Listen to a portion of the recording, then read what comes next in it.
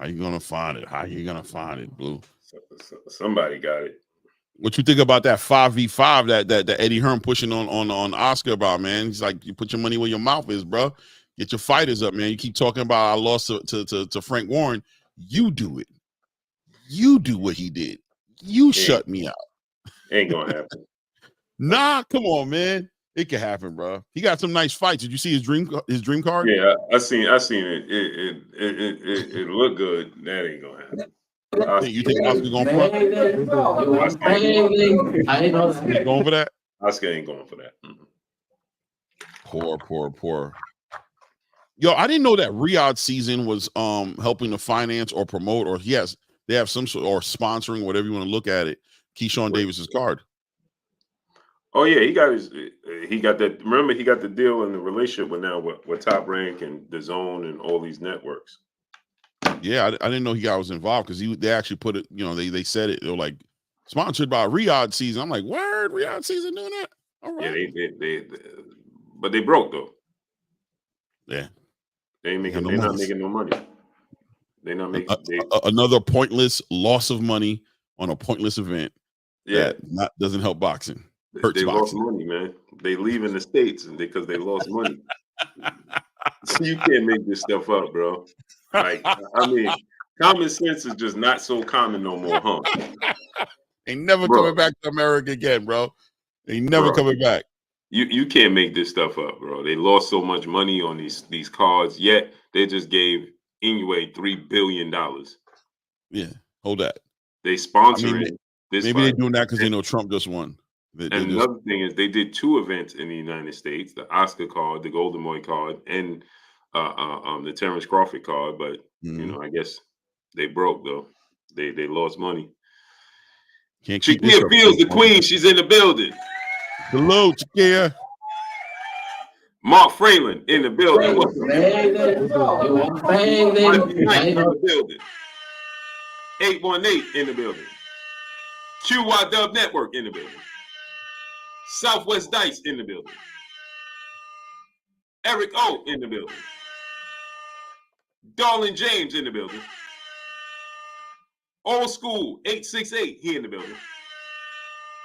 The Future in the building. Dion Ward in the building.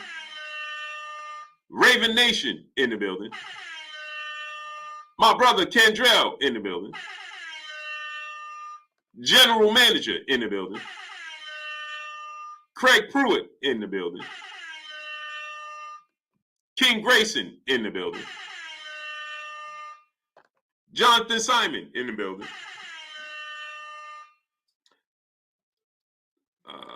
Dogfight, he in the building.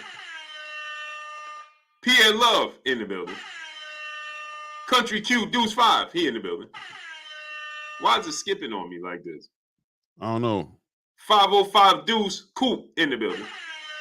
It just started skipping on me, bro. Names start popping up. Look, there's names that I ain't even see. B in the building. Frederick Longgorn in the building. Master Wally in the building. Next Level Coach in the building. Look, Fred Mayer in the building. Hen Dog the Fearless One in the building. Salute. We in the building. Salute to nephew G Tatted Up. He in the building in the super chat. He says shout out to Unc and Clay. Much love and respect. Much love to you, nephew. Right back at you, player. Great Gambino in the building. My guy. Dub Diesel 951. He in the building. Yeah. With that Jerry Rice jersey. Warrior Boxing LLC. He in the building. Let's get it, Warrior. Curtis Price in the building. Darlin Williams in the building. Chad Mack them all in the building. Go ahead, Chad. Crypto Chris in the building. Salute. Kawhi Elliott, he in the building. Oh, look at it jumping on me again. Alfonso Corsi in the building. Fonz. Duncan Pendahughes in the building. One and only. Class act. King is Cash in the building. I want my vision back in the building. Blade Brown in the building. Frank Duckett's in the building. Let's go. Mr. Lightning in the building. Bullet Gibson in the building. Rah. And more importantly, we got my brother, my co-host, Claymore Rain. He in the building.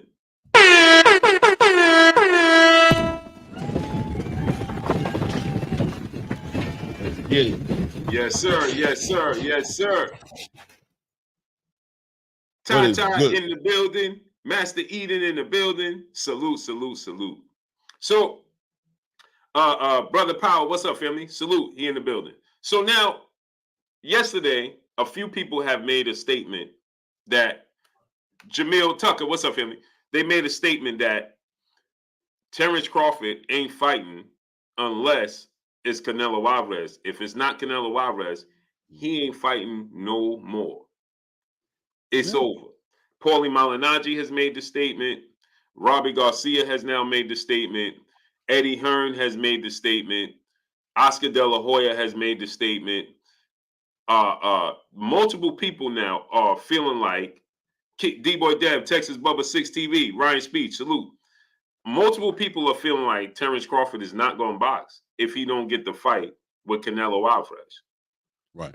I'm torn because he's never gave me that feeling outside of the situation with Fundora that was like, why you letting him off the hook type of thing? Right. You know what I'm saying? Like, if you got an opportunity to fight for 3 belts, why let him go anywhere? Why not fight him if Canelo ain't fighting you next?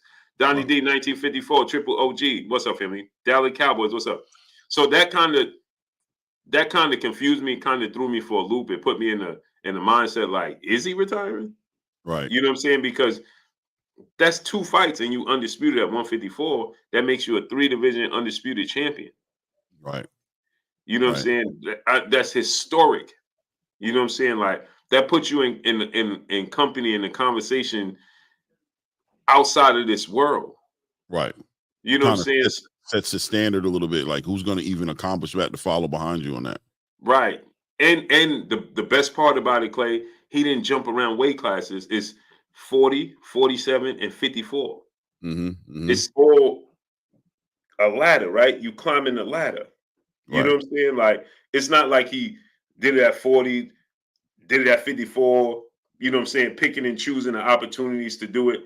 It's in order, you know what I'm saying? And the 4-belt era, he started it with the 4-belt era, right? Right. And now you got an opportunity to be 3-division undisputed champion in only 2 fights. You fight Fundora, you're undisputed. I mean, you fight Fundora, you got 3 belts. You need 1 fight, Bakhram Mataliev, who just dominated Tim Tszyu. Right. And those are 2 big fights. Reason being is, and no disrespect to Sebastian Fundora, but the reason being is Fundora is somewhat of a sideshow, right? Where he's 6'6", 80-inch arm reach, fighting at 154 pounds. You know what I'm saying? So beating him is, we talked about this. It's like the Bruce Lee, Kareem Abdul-Jabbar situation where that stuck forever. In that whole movie, that's the only thing people remember, the yellow and black suit, and they remember Kareem Abdul-Jabbar. Right. You know what I'm saying? Because of it's the David and Goliath situation. You know what I'm saying? So you got an opportunity to do that. And then Bakhram Mataliev just absolutely obliterated Tim Tszyu in 3 rounds. Dropped him 5 times and stopped him in 3 rounds. You know what I'm saying? And Tim Tszyu was the favorite. 100%. So you get an opportunity to fight both these dudes and become undisputed. You solidify. You beat Julius Ndongo and you unified those belts at 140. You beat the champions, the best fighters at 140. Right. That didn't leave. Danny Garcia left. And then at 47, you got the Kell Brook, even though it was late, but you got Kell Brook, you got Sean Porter, and you got Errol Spence for undisputed. Now you go to 54. You get the Tower and the Ferdo, you get Israel Majumov, and you get Bakhram Mataliev. And guess what, Clay? He could do it in under a calendar year, like Canelo. He could have did it in under a calendar year, because he could fight Tim Tszyu, because I'm pretty sure His Excellency Turki Al-Sheikh would have involved himself, right, Right. Clay? Right. So now you ain't got to rely on the PBC and Amazon and all that situation. Right. Turkey's going to pay for the fight. You can fight him, maybe a Saudi, whatever. You know what I'm saying? 3 belts. Bakram Mataliev is going to fight him. Right. He ain't going to duck, dodge, and do all that. Right. And then you can fight Bakram Mataliev next, and then before the end of the year, because he could have done that, in my opinion. Now I don't know, you know what I'm saying, but just in my opinion, right, Clay? Because you got he could have fought Sebastian Fundora in December. Right. Wouldn't have been prolonged. Then you could have fought Bakram Mataliev in the spring, March, April time, right? Right. Even May. You know what I'm saying? April, May. Canelo ain't gonna fight until September. He gonna fight in May and in September. So you still can fight Canelo after that. The division is over. You done cleaned out the division anyway. Right. Now you a 3-division undisputed champion. You a 4-division world champion. You pound for pound king. At this point in time, at the very least, I say he wins both the fights, right? So he's 43-0. Now maybe he knock him out, maybe he don't, but he's 43-0, right? You the pound for pound best fighter in the world at that point. Your name is ringing absolute bells after that. Now you fight Canelo Alvarez. Who Canelo got to fight? He ain't gonna fight Dave Benavidez. We know that already. No, he looks like he's entertaining. I mean, they're saying he shut down the Chris Eubank situation, but I don't ever listen to nobody. He was shutting down Jaime Munguia forever before that fight happened. Yeah, and obviously Diego Pacheco and Christian Mbilli's there as well. But right, so now, Clay, you get the opportunity to go. Now you Terence Crawford, you forced the Canelo fight. People are called for it now. They're gonna demand for it. You understand what I'm saying? In 2 fights. You did all that in 2 fights. Now you get the Canelo fight in September. If it comes around. Or it might be so big that Turkey might be like, man, push it back to October, whatever, Riyadh season. We're going to pay, bum, bum, bum. Because at that point, I'm pretty sure Terence Crawford can convince Turkey, listen, this is my last fight. Turkey going to want to do it big for him for his farewell fight. And it's a massive fight.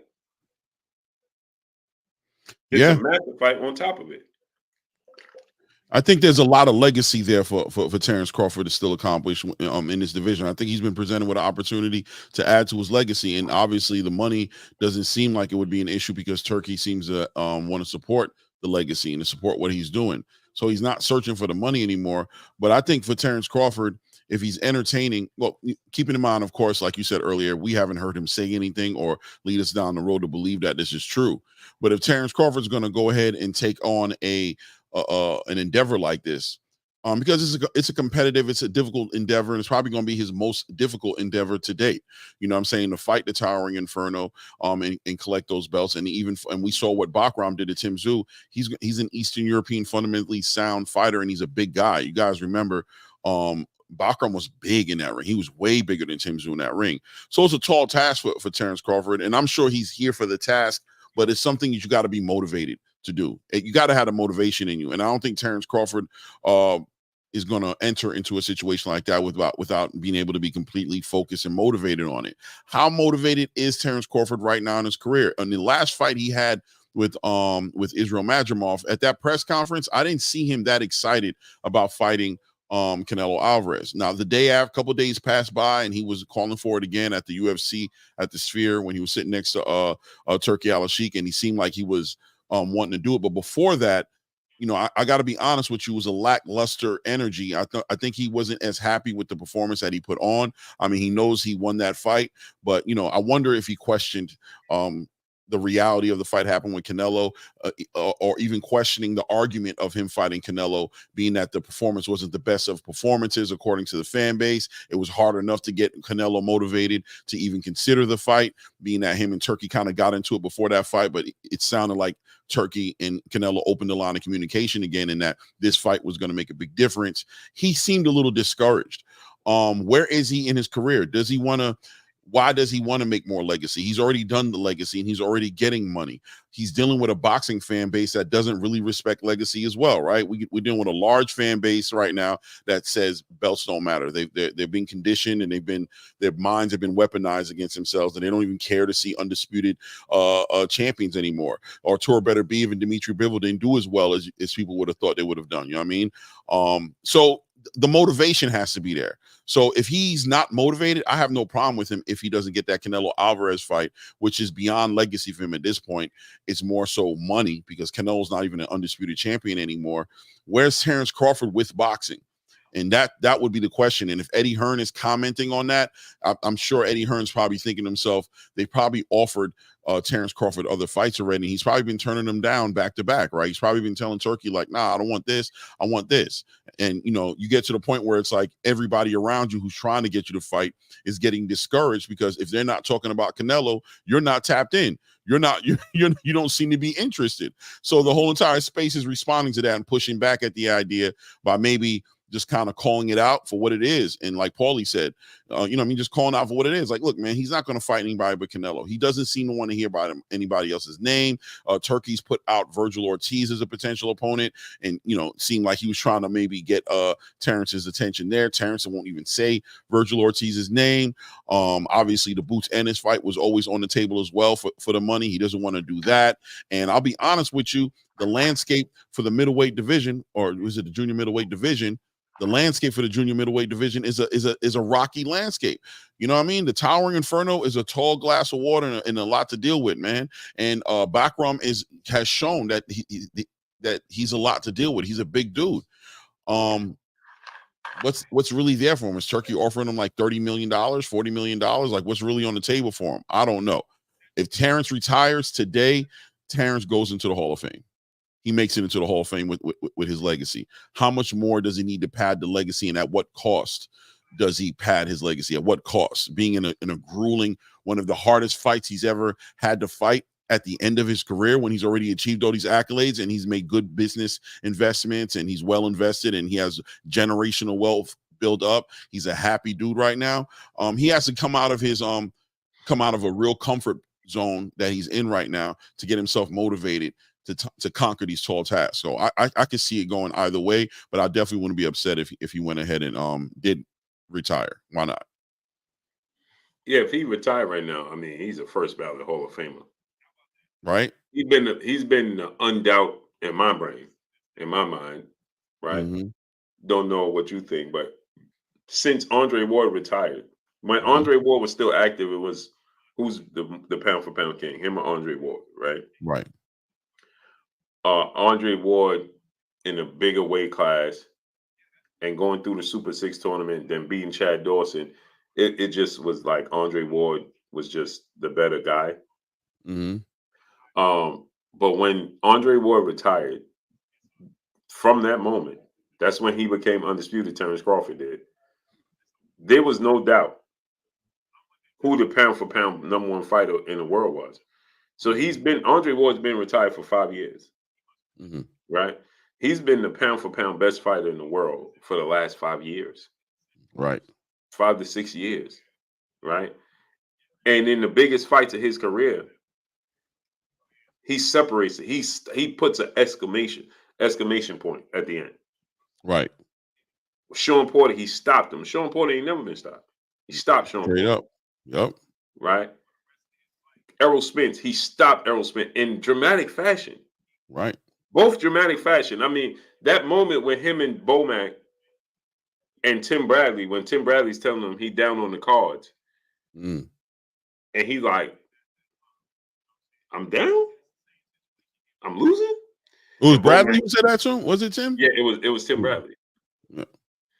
Because he looked through the ropes. He was looking down. Exactly. Tim Bradley was commentating.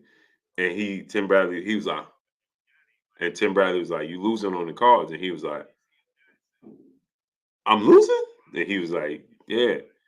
And Bomac was like, "You ain't listening." He's like, "They just said I'm losing." And then he just went out there. He was like, "Okay, bro, that moment, if that don't give you goosebumps in the sport of boxing, 100%. when And he said, for him to execute that way, not only be motivated coming out the corner and giving that head nod, but to execute it and end the fight in that round was, yeah, man, historical. for him to be like, okay, see, bro, and then drop him twice. It wasn't even like a fluke. He Right. dropped him twice. It's like he hit the switch. He hit the switch. You could see what was coming afterwards. 100%. And his daddy, more important, Sean Porter's daddy saw what was getting ready. What was getting ready to happen. It was like, man, get that boy off my son. So to do that with Sean Porter, Mm-hmm. and to do it with Errol Spence is like, bro, it's historic. Become a 4 division champion. Like, it's just, he's no doubt the number one. He's the first ballot Hall of Fame. There's no doubt. Exactly. I mean, and for somebody like Terence Crawford, and like I said, you combine that with and you compound that with a boxing, an era of boxing fan that's one of the most like not caring about legacy eras of boxing fans that ever existed. Who am I doing this for? What am I really trying to prove at this point? Who you know what I mean? I'm accomplished right now with what I've done. If it would have been nice, if Errol Spence would have fought Sebastian Fundora and beat Sebastian Fundora, and it was Errol Spence I had to go through, or if Tim Tszyu would have beat Bakram and I had to fight Tim Tszyu, these are fights that, you know, believe it or not, people don't want to hear it, but these fights are more feasible and easier for Terence Crawford than than Sebastian Fundora and Bakram Muratali Ziev, whatever, however you say his last name, right? These two, the Eastern European and the tall Mexican, is not what we ordered.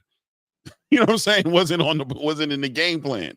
And it's just like, look, bro, you know what I mean? I remember when Terence Crawford, you know, laughed at the idea of fighting David Benavidez when they offered him. He's like, come on, bro. I'm not, you know what I'm saying? I believe in weight classes. You know what I'm saying? I'm only entertaining fighting Canelo Alvarez because you guys know he competed at 154 before. He's competed at 160. I've looked at him, you know what I mean, physically, pause, you know what I'm saying? We're not that far apart. You know what I'm saying? I got a longer reach than him.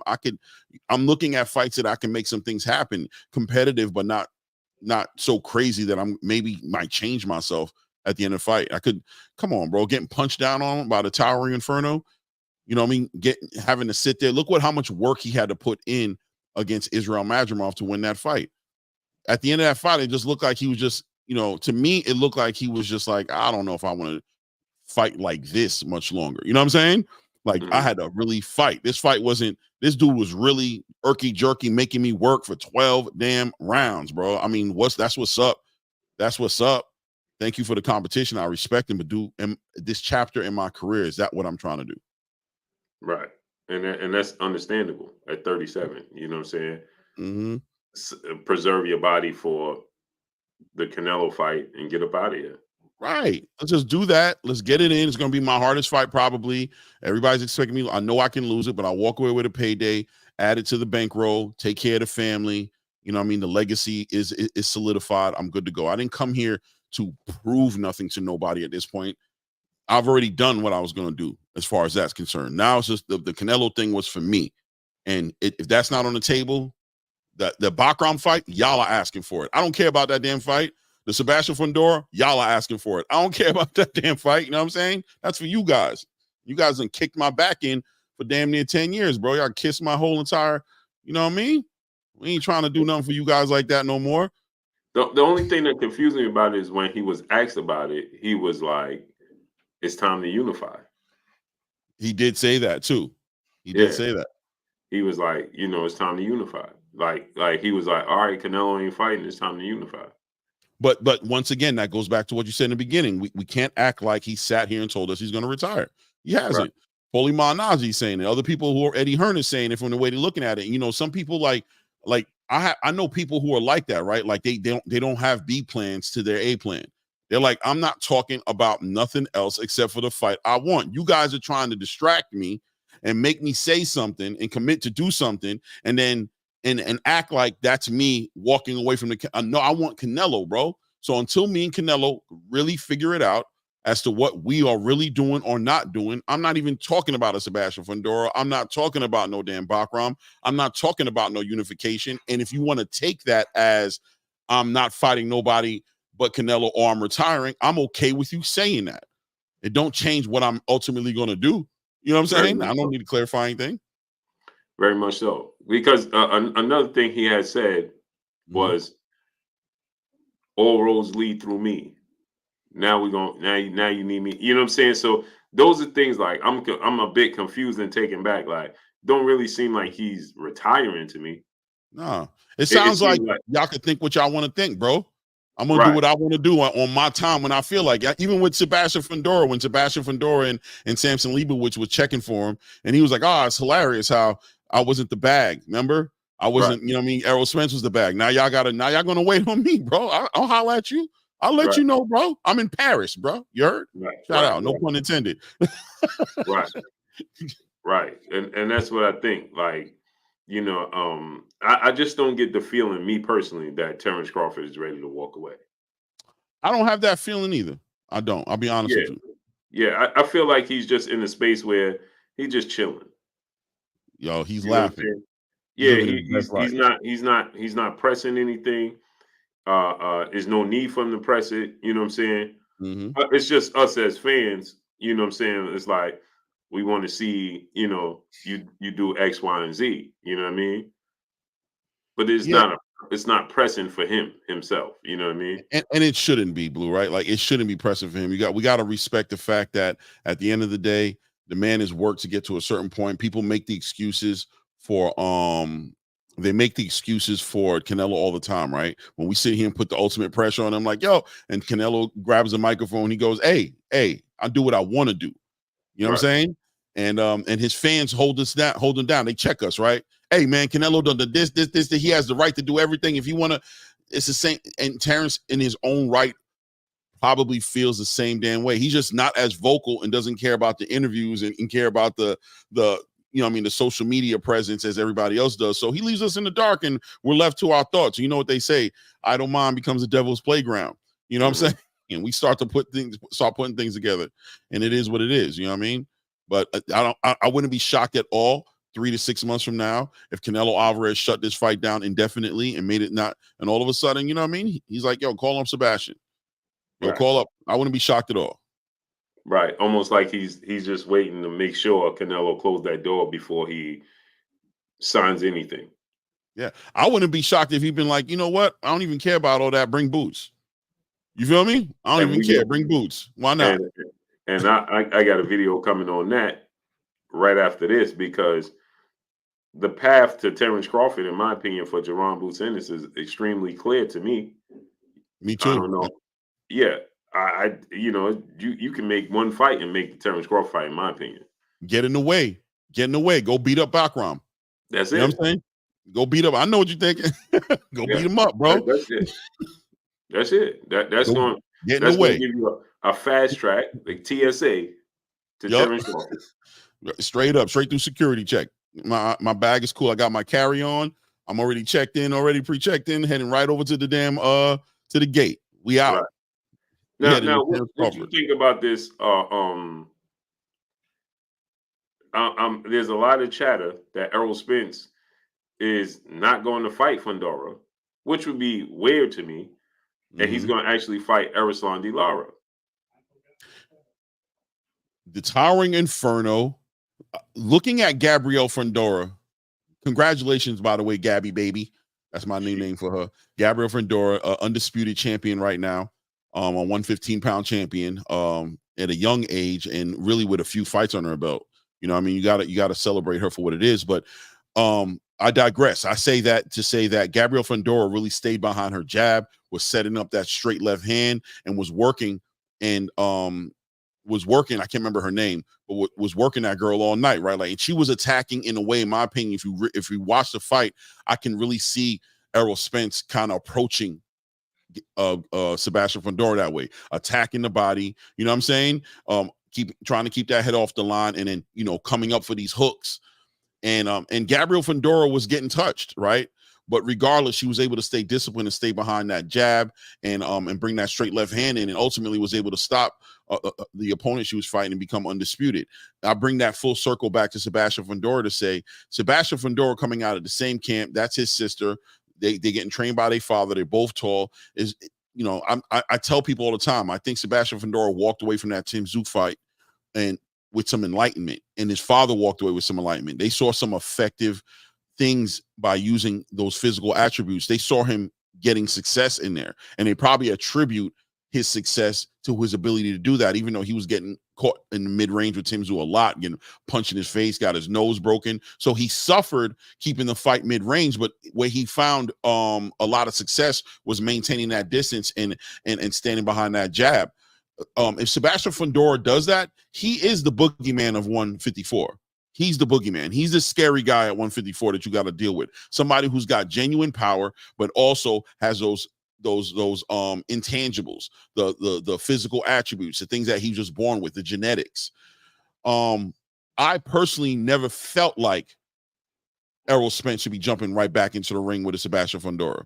I just felt like that just was, I wasn't comfortable with that. I think if guys are Errol Spence fans are out there, I think the Errol Spence fans had to have some reservations about that coming together that way. So maybe he's listening to his corner, maybe he's listening to his trainers, and not to mention the fact when we're talking about trainers, whoever his trainer is going to be, if it's not going to be Derek James, it's going to be somebody new. When I spoke to a couple of trainers before, they said if they pick up a new fighter, they always want the fighter to take some easy fights first, one or two, at least one, just so their relationship can be made solid. So we can have an understanding. We can see that you are able to carry out and execute our game plan that we put together, and that I have your ear in there. So at the end of the day, it makes sense that Errol Spence would fight at Erislandy Lara, but only reason it doesn't make sense is because Errol Spence doesn't do tune-ups. Right, so he doesn't do tune-up, so it goes against his whole entire mantra for boxing. But it makes sense though, in all practical reality, it makes sense that he would take some sort of a tune-up and not jump in the ring with a damn towering inferno. But it's not even a tune-up to fight Erislandy Lara though. I mean, for him, Lara's not Fundora.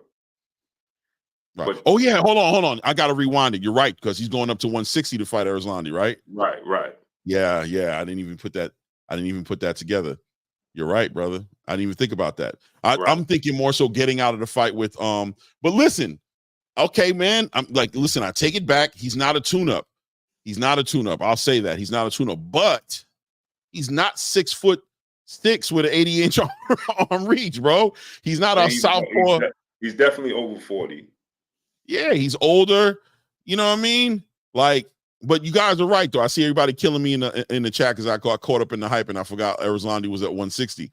But he's older. He's in another chapter in his career. He's right there because Errol Spence don't need a complete soft touch, but bro, he doesn't need to be punching up, and he doesn't need to be trying to get past no stiff ass 80-inch arm jab pause. You know what I'm saying? He doesn't need to be doing that. You know what I mean? Yeah, I was, Denzel. I was. I knew you was going to keep me on point, Denzel. I know you was going to get me right on point, get me right together. Do you think, though, that Errol could go back down?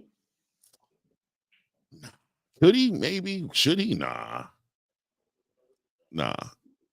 Just stay at 54? I mean, stay at 60? Stay at 54, go to 160. But you know when I hear stuff like that now, I'm starting to feel like he doesn't want to cut weight. Listen, Errol, bro. If you don't want to box no more, I don't know. Like, hey, bro. You know what I'm saying? To me, it sounds like boy don't want to cut no weight at all. You know what I'm saying? To go to 160, you don't want to go down to 154. I mean, that's also a bad sign right there. That makes me start feeling like you're going in for the bag. You just kind of doing what you're doing just to make some last bit money, make a couple more million. I mean, how motivated and serious are you about returning to boxing and chasing, belts and unifications and undisputed and all that stuff? Is that what you're trying to do, or are you trying to, what 160? But see, the pushback I have for that is that he would get a bigger bag with Fundora than he would Lara, right?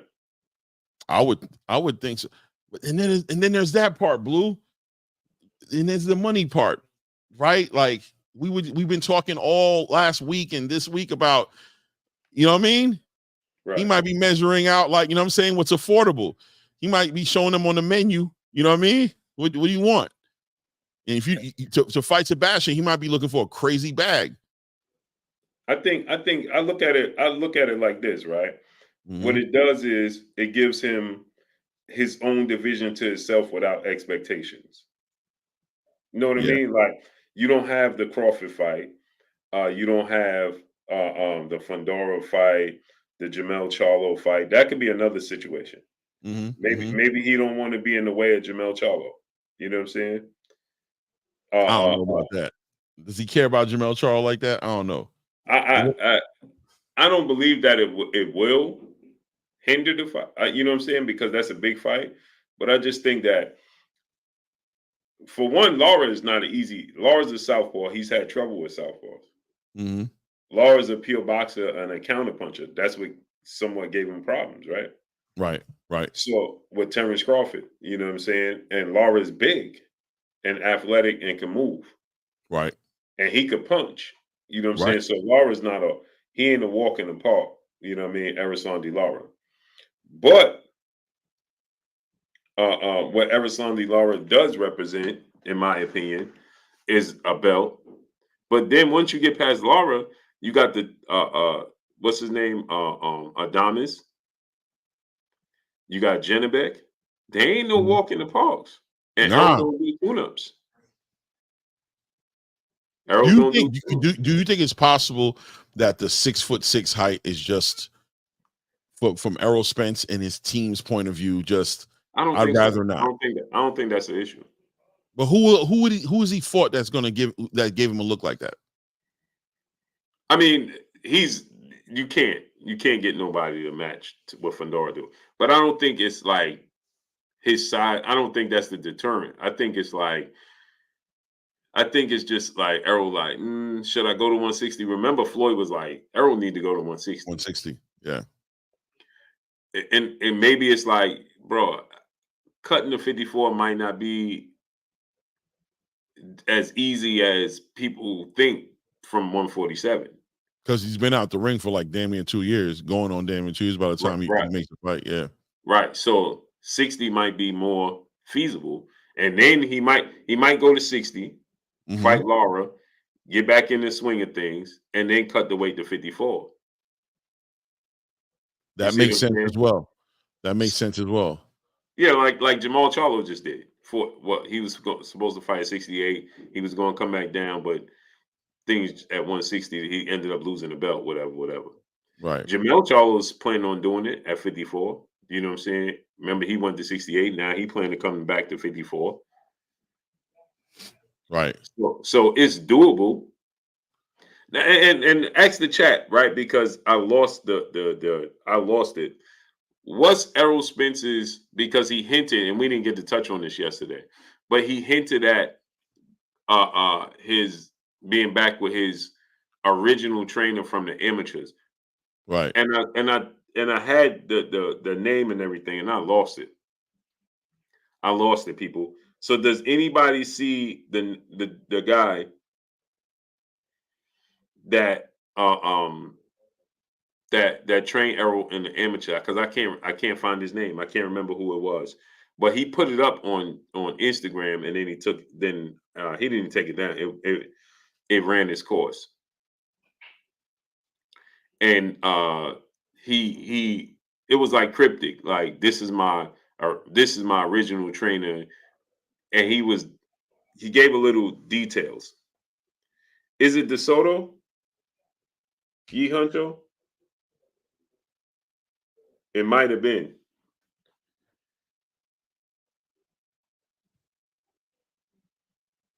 It might have been. I think it was DeSoto. Because he said, I know DeSoto's, that's where he's from. Yeah, I'm about to say. I know it's DeSoto, Texas. What was the dude name? CB45, what's up? I had it, and I lost it. I can't find what I did with it. But he hinted at, and peace bless to the queen, Jay Lynn, she's in the building. Realist Deuce 4, salute, kid. He hinted at, like, the way he put it was like, this is who he could be going back to, type of thing. You know what I'm saying? So I was like, I wonder if that's a message he's trying to send, like, hey, I could be going back to old boy. You know what I'm saying? Dub C, what up, family? I could be going back to my original trainer from the very beginning. Maybe he was just maybe he's just visiting and you know, kind of like doing a little Devin Haney, Freddie Roach thing. You know what I'm saying? Where it's no, like, hey, it wasn't that type of thing. He put pictures of him and them from the amateurs. He wasn't training with him. He just put up like, so he's just reminiscing, going down memory lane. Yeah, right. And but the way the message was like it was a message to the people. You know what I'm saying? Maybe he's testing the waters. Maybe he's trying to see what's going on. But you know, something else I thought about Blue was him going over there to 160. Yeah, man, it makes sense on two levels. Number one, it isn't a tune-up, right? It's a good fight, and that goes with his mantra to not do tune-ups. And number two, maybe he's trying to ease into 154. Maybe he's been out the ring for this, you know, over a year and a half, and maybe he's kind of put on some, you know what I mean, some weight, and he doesn't want to make no extreme cuts. He doesn't want to, you know, he might. There's a good chance that he might contribute a lot of that loss to the weight cut. He might feel like he wasn't cutting weight properly and he just wants to be more natural about it and organic about it, and he doesn't want to make it an aggressive weight cut. So, you know, that checks the boxes as far as a fight being a competitive fight, because he doesn't want to take no weak fights. And at the same time, though, not make weight cutting an issue that'll make him susceptible to, you know, getting his equilibrium knocked off by having a horrible weight cut. You know what I'm saying? No doubt. So it's like, to me, with Errol, you know, it's the unknown. I just think, like, what's the holdup for his career? You know me. I try not to go into those realms because people say I start hating. But listen, man, nobody fight for free, man. It gotta be right. You know, if the faces, if the big fighters are getting guarantees, and I consider myself to be in that conversation, I'm interested in my guarantees. I'm interested in my deal, and my, you know what I'm saying, in my upfront money. What does that look like for me? And if I'm not getting straight answers on that, if I'm getting we got you, well, all right, when you got me, let me know what you know what I'm saying. I think that's holding up a lot of these big fighters, Jamal Charlos, Errol Spence's, you know what I mean. I think I think it would hold me up if that's something I wanted to lock in. And keep in mind, Errol Spence coming off of a big payday with Terence Crawford, he probably feels like his tax bracket's changed a little bit and he wants that pay to be different. You know, he's like Fat Joe, right? Yesterday's price is not today's price. We need to very talk. much. You know what I'm saying? It to me, it's like, bro, the longer this time is, the less I think he'll be effective. Right. You know what I'm saying? Because he's 34. You know, now he's been boxing since he was 15 years old. So, but I just think the long layoff, the inactivity, it don't heighten his chances of being successful. Nah, it's hurting him. It's hurting him. The inactivity's doing him dirty, man. Inactivity's doing a lot of those fighters over there on that banner are dirty, bro. I mean, we saw it in the last event they had, not the last one with Tim Tszyu, but no, and Tim Tszyu wasn't inactive per se because he fought earlier that year. But you know, when we saw that the Canelo card, we saw a lot of rust hurting them dudes over there. You saw Stephen Fulton get sat in his pockets. You seen Caleb Plant get sat in his pockets. You seen how Danny Garcia looked. You know, I'm sitting out for like damn near 3 years trying to come in that ring and couldn't even find the motivation. No less, you know, the motivation wasn't there to continue fighting. Like, you know, fighting is a state of mind. They always talk about how that mental, the mental aspect of boxing or any type of combat sport is a high 70+% part of the game. That the skills play one part, but the mentality is the other one. You got these guys sitting out there getting cold on the shelf, bro. You know what I mean? Caleb Plant said he sparred over 300 rounds or some kind of number like that. I can't remember what it was, but he basically ended up getting injured. He sparred so much he actually got injured sparring and had to hold out his career a little more because he was sparring so much because he's trying to stay busy. So is Errol Spence sparring? Is he training on that level? Is he staying busy on that level? If he is, then, you know, we'll see him return and maybe see a little ring rust. But if he's been chilling and he's stayed true to who he said he was in that pivot interview when he said he wouldn't even start training or cutting weight until they let him know he had a fight, then what has he been doing this whole time? Mm-hmm. You know? Mm-hmm.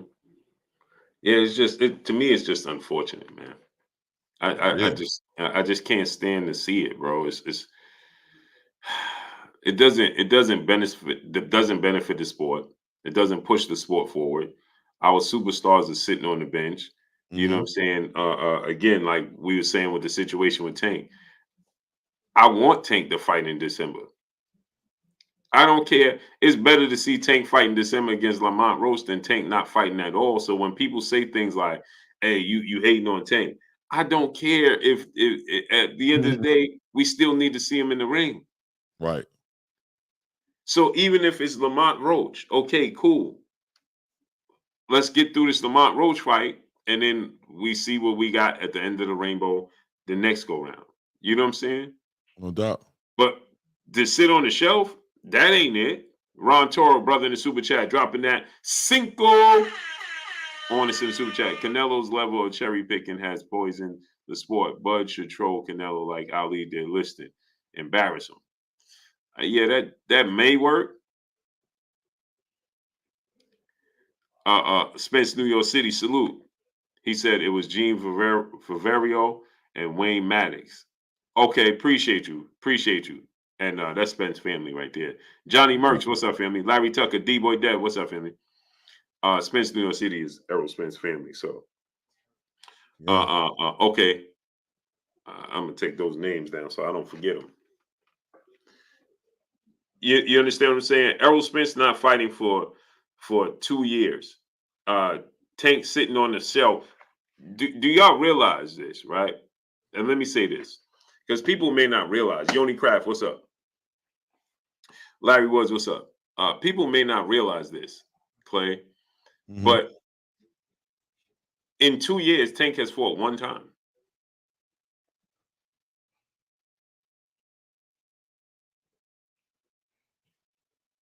$2 years? Yeah. In April, he only fought once in 2 years.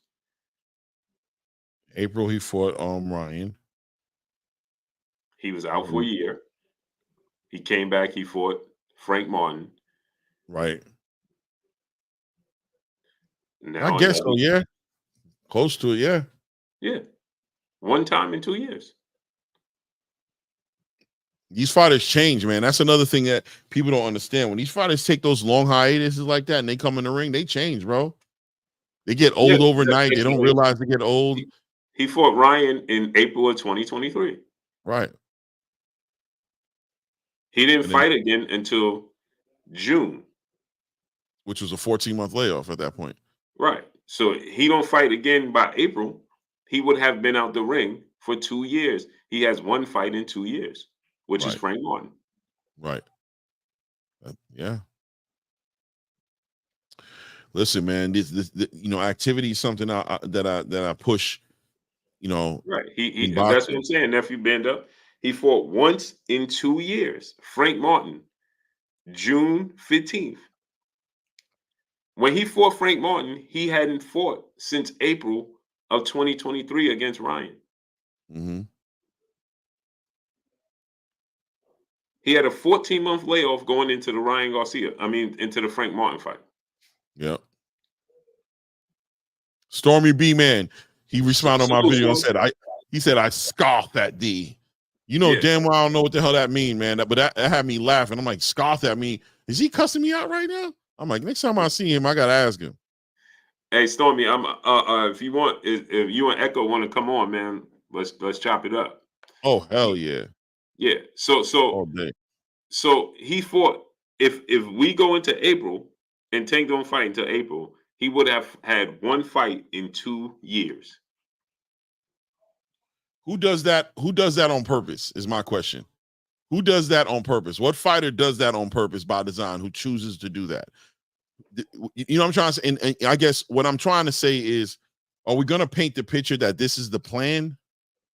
that this was the plan, this is the idea, this is how we plan on approaching Gervonta Tank Davis's career. This is what Gervonta Tank Davis planned for himself, right? These fighters who haven't been fighting regularly.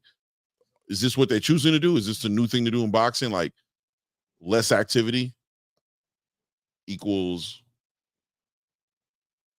what does it equal? Less activity equals more money, less injury, I guess. But what happens to your skill set, your pedigree? But that's something that can happen here in America because, listen, man, there's a consensus going on that the Western culture of boxing has digressed aggressively, that the competitive nature of Western boxers is nowhere near what it used to be. And that's why these Eastern Europeans are coming out here and showing out, and people like Martin Bacoli coming over here and showing out on Jared Anderson, and Raymond Ford is going over to Riyadh season and being in a hell of a fight with Nick Ball and losing his title, and the whole consensus is that Turkey's setting fighters up and don't go over there and fight for Turkey because they're going over there and losing. No, what's happening? Yeah, they are definitely losing. You're not wrong about that, but it's not a plot. It's a fact that the reality comes out when you step in front of somebody who really is about that life. And you find out that you've really been chilling and partying way too much and on Instagram way too much and not fighting enough times a year, not staying active enough, and you're rusty. You're just not as nice as you thought you were. Right? You're just not that guy no more. You thought you were and you wasn't. What separates an Artur Beterbiev, you know what I'm saying, from I'm trying to think of somebody over here to put him next to, you know what I'm saying? But I was going to just say activity at the end of the day. Artur Beterbiev not only is active, but more importantly than active, he's committed to the sport. He's eating right. He's working out. He's sparring. He's staying boxing ready, right? Mm-hmm. That's what gets in the way of you performing the way you want to perform in front of a fighter like that. So, I mean, listen, man. That's what I'm saying. That's what I'm saying. Like, this inactivity, right? That hurts. Salute, nephew Cam Estrada. What's up, nephew? Well, I'm trying to bring on the two wise men. And too many people on it. It just it starts skipping and stuff. So I'm let me get the two wise men, Stormy and Echo, on. Where's Echo? You saw Echo in here? No, I thought I did. He wasn't here. I didn't look. I don't know. I haven't been paying attention. I ain't gonna lie. I'm trying to look right now. Kiki, peace and blessings, Queen. I can hit him on a text though. Yeah, text him. Ray Sean Trexler. He said, "Blue, in a perfect world, what would be a great fight sooner than later?" In a perfect world, Canelo and Terence Crawford, Shakur and Tank, Devin and Tank or Shakur.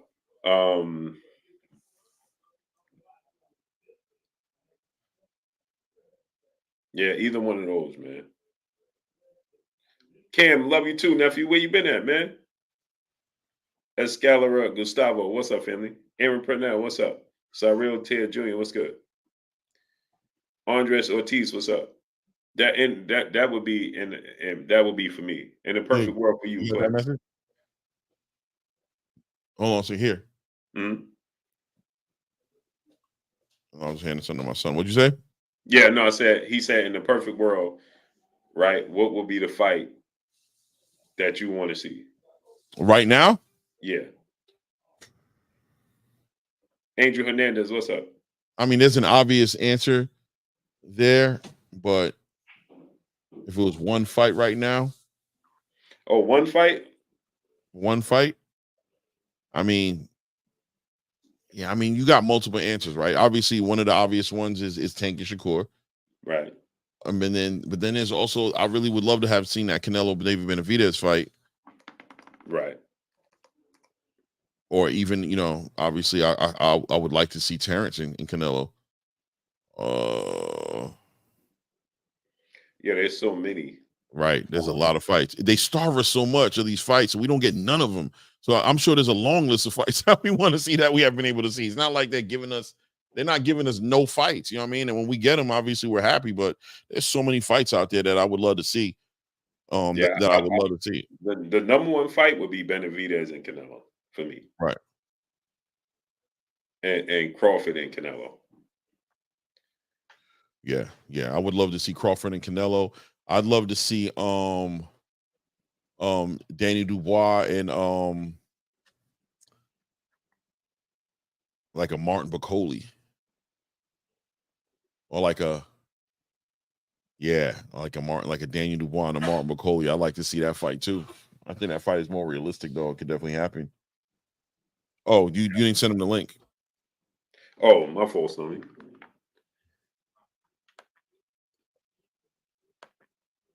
I'd love to see that that Martin Bacoli Daniel Dubois fight. I'd love to see a I can go down all day. I'm looking forward to this Janibek fight coming up.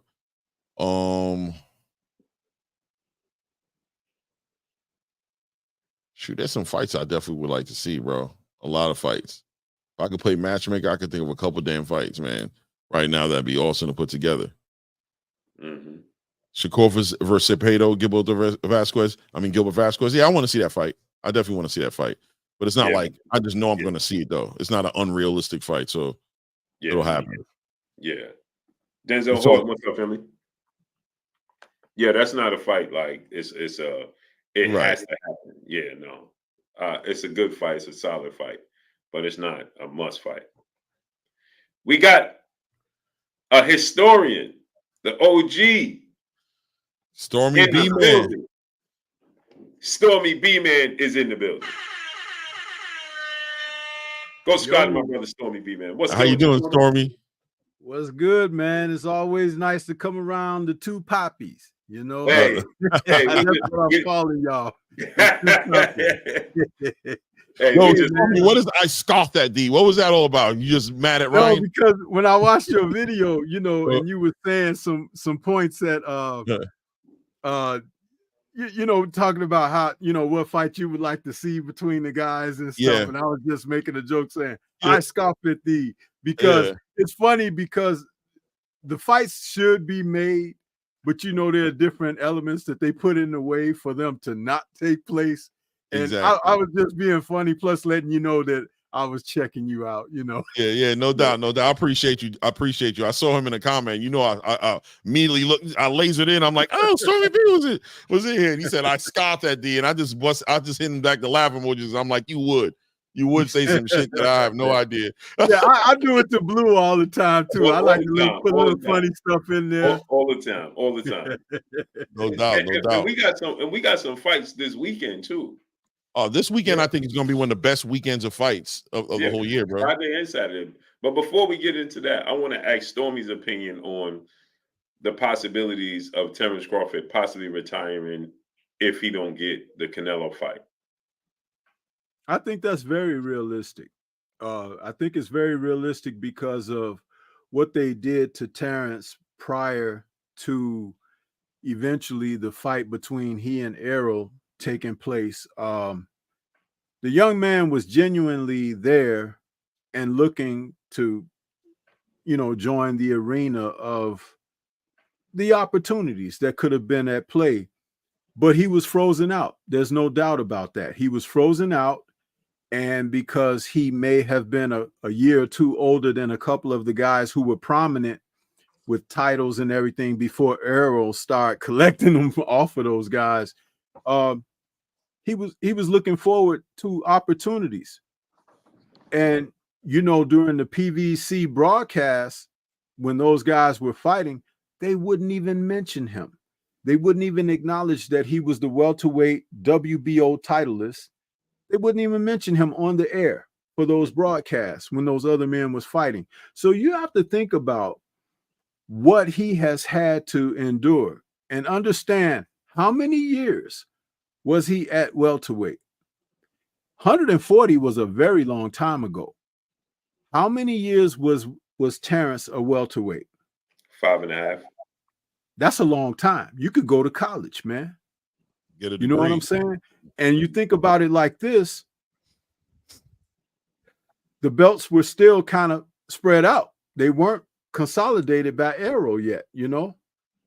And what was one of the main talking points for guys who were on that so-called side of the street?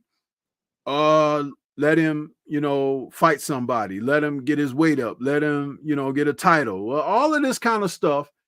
And Other guys were finding reasons not to fight, be inactive, and everything. A lot of what we're seeing presently.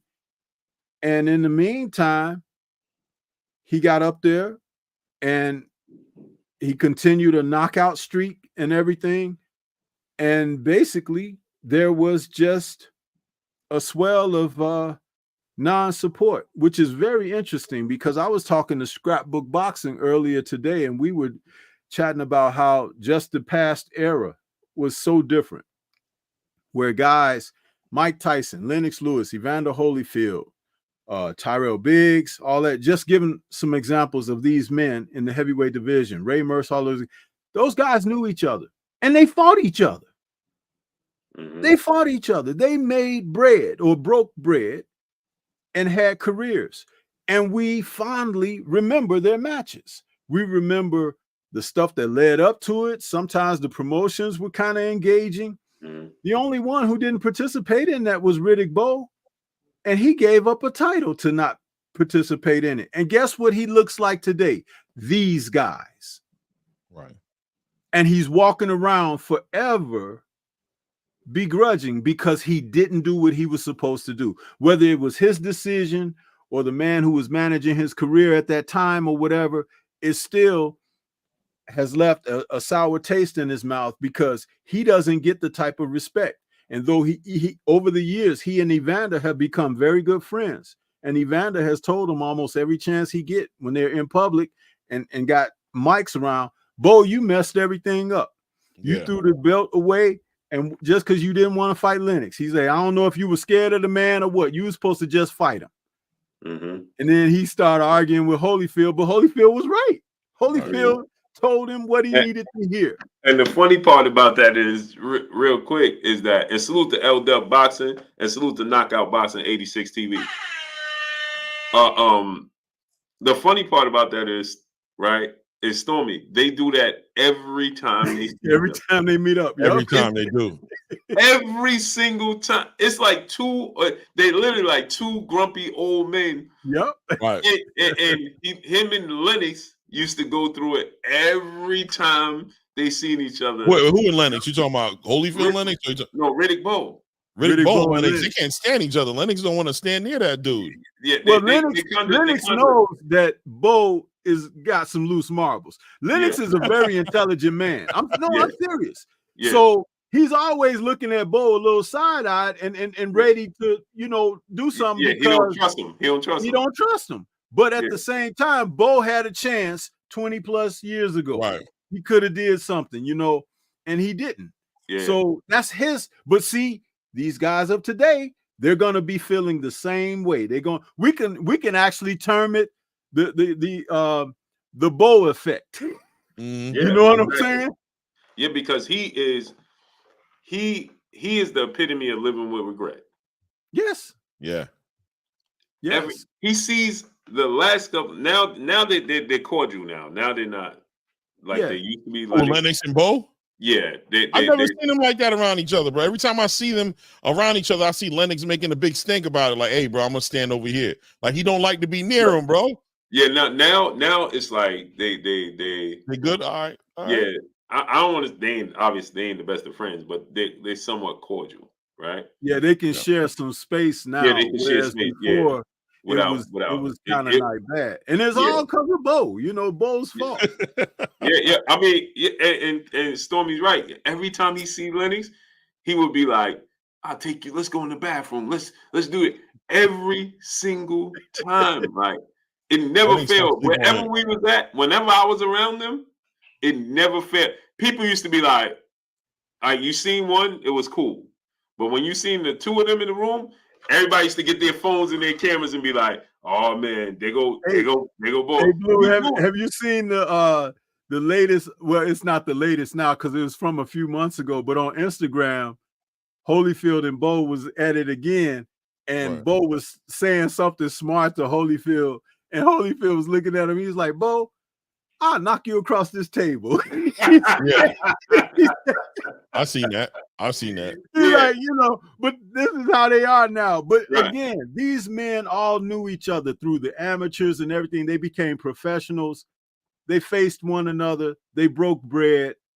And now we can finally, like, we're laughing about these guys right now.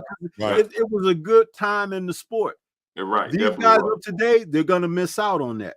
Quite a few of them. Not all of them, because we got some who are still trying to take it to task. But we have a few guys who they're going to live with regret. And to answer the question again in the most succinct manner, that, yeah, I think that Bud could really retire because he doesn't have time to sit around and play the politics of what these guys create with hiding behind promoters, hiding behind certain networks or whatever, and this and that, because he's basically had his career. And he said he didn't want to be a fighter fighting in his 40s and stuff like that. So, and what are these guys trying to do? Continue to push him toward 39, 38, all that. Come on, man. Stop the foolishness. You either want to fight the guy or you don't. And see, Canelo, I'm going to tell you something. The last time that he got a real good boxing lesson, it was from a little bitty dude by the name of Floyd Mayweather. And we know the legacy that man has left. The last time I heard someone with real sensibility mention Floyd Mayweather and Bud Crawford in the same sentence was when Freddie Roach, who was training Manny at the time, said, "No, I don't like that fight for Manny." And they said, "Well, why?" He said, "Because Bud can do everything Floyd could do and switch, and he has power." And he got power. That came right from Freddie Roach. And that was years ago when they were both on Top Rank. Right. So if you don't think that Canelo Alvarez has paid attention to things, fighters are very smart. They'll sit back and not comment. They don't give compliments, especially the guys of today. They don't give compliments. They don't give acknowledgments because they think that that's a form or sign of weakness, which it is not. Right. But Canelo knows that there are certain fighters that will give him difficulty. Now, some people are looking at the size. Oh, he weighs more than Bud and this and that or whatever. It's never the size of the fighter. It's the size of the fight that's within the fighter. Ask Evander Holyfield. So when you see these things transpiring, it's just more of the same of when he first went up to 147 and he was looking to take on those other touted men who had bigger names than he, because they had better promotion, because Bob wasn't helping him in that department at all. But he was every bit as accomplished, if not more so, than those guys. And where are they today? And where is he today? Think about that for a moment. And then lastly, when you think about fighters like Crawford, you lose to him with all of this ego and stuff that's amongst these guys today who have accomplished very little. Then you make them look like they're frauds. You make them look like they were never nothing and everything. So you talk about a lose-lose situation and all of that. It's really lose-lose for a lot of pretenders. And I heard you guys talking before I came on, not to run on, but I just wanted to say that when you have fighters that are not going to step up to the plate of competitiveness, like what's happening over in Saudi. Right. And I think, Claymore, you was like, some of these guys are so inactive and things like that. Listen, a lot of them aren't as good as what they're being sold as. And they know it. That's why. Can I hit the horn on that real quick? That's why they're not quick to sign on the dotted line and go over and try to toss their hat in the arena of. Give you one last example. Shakur Stevenson. Right. He had an opportunity to be on one of the biggest cards in the last couple of years with Better Beeve and Bivol, right, to the degree that they were going to make him the main event of the pay-per-view, right, and the co-main to the main event. And he would have been first time on pay-per-view, because he's never been on pay-per-view. He would have been in Saudi, where he was going to get a monetary reward that we know he hasn't gotten. Right. he was going to get exposure like he never has received in his career. Sounding like me right now. And he backed out of it. He doesn't have a hand injury. Miss me with that foolishness. I've seen it before. Dillian White pulled that crap against Otto Wallin a few years ago when he was scheduled to fight Otto Wallin, and he pulled out with a hand injury or whatever that can never really be shown or whatever, because that's one of the hardest injuries to prove that a person has. And then he went right on into 6 months later a fight with Tyson Fury. So Shakur Stevenson, you're going to rue the day that you didn't do that. And I felt that Cordina had a chance because of the circumstances involved. Cordina, even though he lost that fight that he did before the chance to have an opportunity with Shakur, he had been in a situation where he wanted to move up to 135 a few fights before that. But Hearn, I think, who was his matchroom, you know, they wanted to hold him down there, and Kakachi got him. But he had been wanting to move up for at least 3 or 4 fights before that. Right. So you're talking about a guy who was really been past, like Devin was been past, needed to move up from 135 to 140. That was Cordina's situation. And this was an opportunity for him to show, I'm back. You know, I want, and against a named fighter in Shakur. Think about it. He came off of a loss, lost his title, and was willing to go right in there with the so-called top boxer, right? But Shakur is the one that pulled out. Think about all of that, man. And you think about these guys of today, it tells you everything you need to know about boxing. And you see just this week, or just a few days ago, Inoue signed to be on a Turkish card coming up soon, probably sometime in early 2025. If he can do it, and he don't speak English or anything, but he understands what the opportunity means, that you're going to be on an international card where all eyes are going to be on you. That's the best way to grow, and that's the best way to be promoted, because it's on you. It doesn't mean like we're going to give you a setup. No, you go out there and do what you do. You show your wares. If you're successful, Turkey bring you back again. That's the people. Even if you're not successful, if you fight well, if you make it competitive, he'll bring you back again. He's been known to do it. He's bringing back the losers. Now, I'll be honest with you. I don't agree with the Shakur Duck Cordina theory. I do believe everything else, though, as far as the opportunity, what was presented in front of him, the reason he did it. He got a lot of pushback from America, from the space out here about taking that fight. People didn't think that Cordina was a worthwhile fight. But I concur, like I co-sign what you were saying. I was saying the same thing. If you go back to the videos of Blue, and I was saying this was an opportunity that was way too big. And this just goes into as far as why he didn't wait on Tank like everybody thought he should do. The opportunity in front of him was way bigger than a fantasy opportunity with Tank Davis that wasn't materializing into any type of documentation, any type of real contracts. He couldn't pass on an opportunity to be on a card of that magnitude. I think. Okay, so Clay, hold on. I'll stop you right there. If that be the case, you're well within your right to disagree with what I said about the injury being false. Okay. However, why not tell Turk, hey, can I come back to the next card when I'm better? No, he's talking about Williams Zepeda. He is. He's talking about Williams Zepeda. Who is Williams Zepeda as opposed to who he'll have an opportunity against on the biggest card of his career, the biggest payday of his career, in a situation and promotion where you know Turk is doing these TV commercial ads and everything with these events. Don't try to pee on my head and tell me it's raining. I'm telling you guys, what I believe. These dudes today are built different. Matter of fact, they're not even built. They're assembled, which is a difference. Talking that autonomy. Shit. Yeah. I think, man, I'm willing to meet you halfway right now, and I'm gonna explain what I mean by halfway. I think there's a good chance that Shakur Stevenson's injury was an injury that was lingering for a minute, something that he was battling with, that he was going through, that he dealt with in other fights.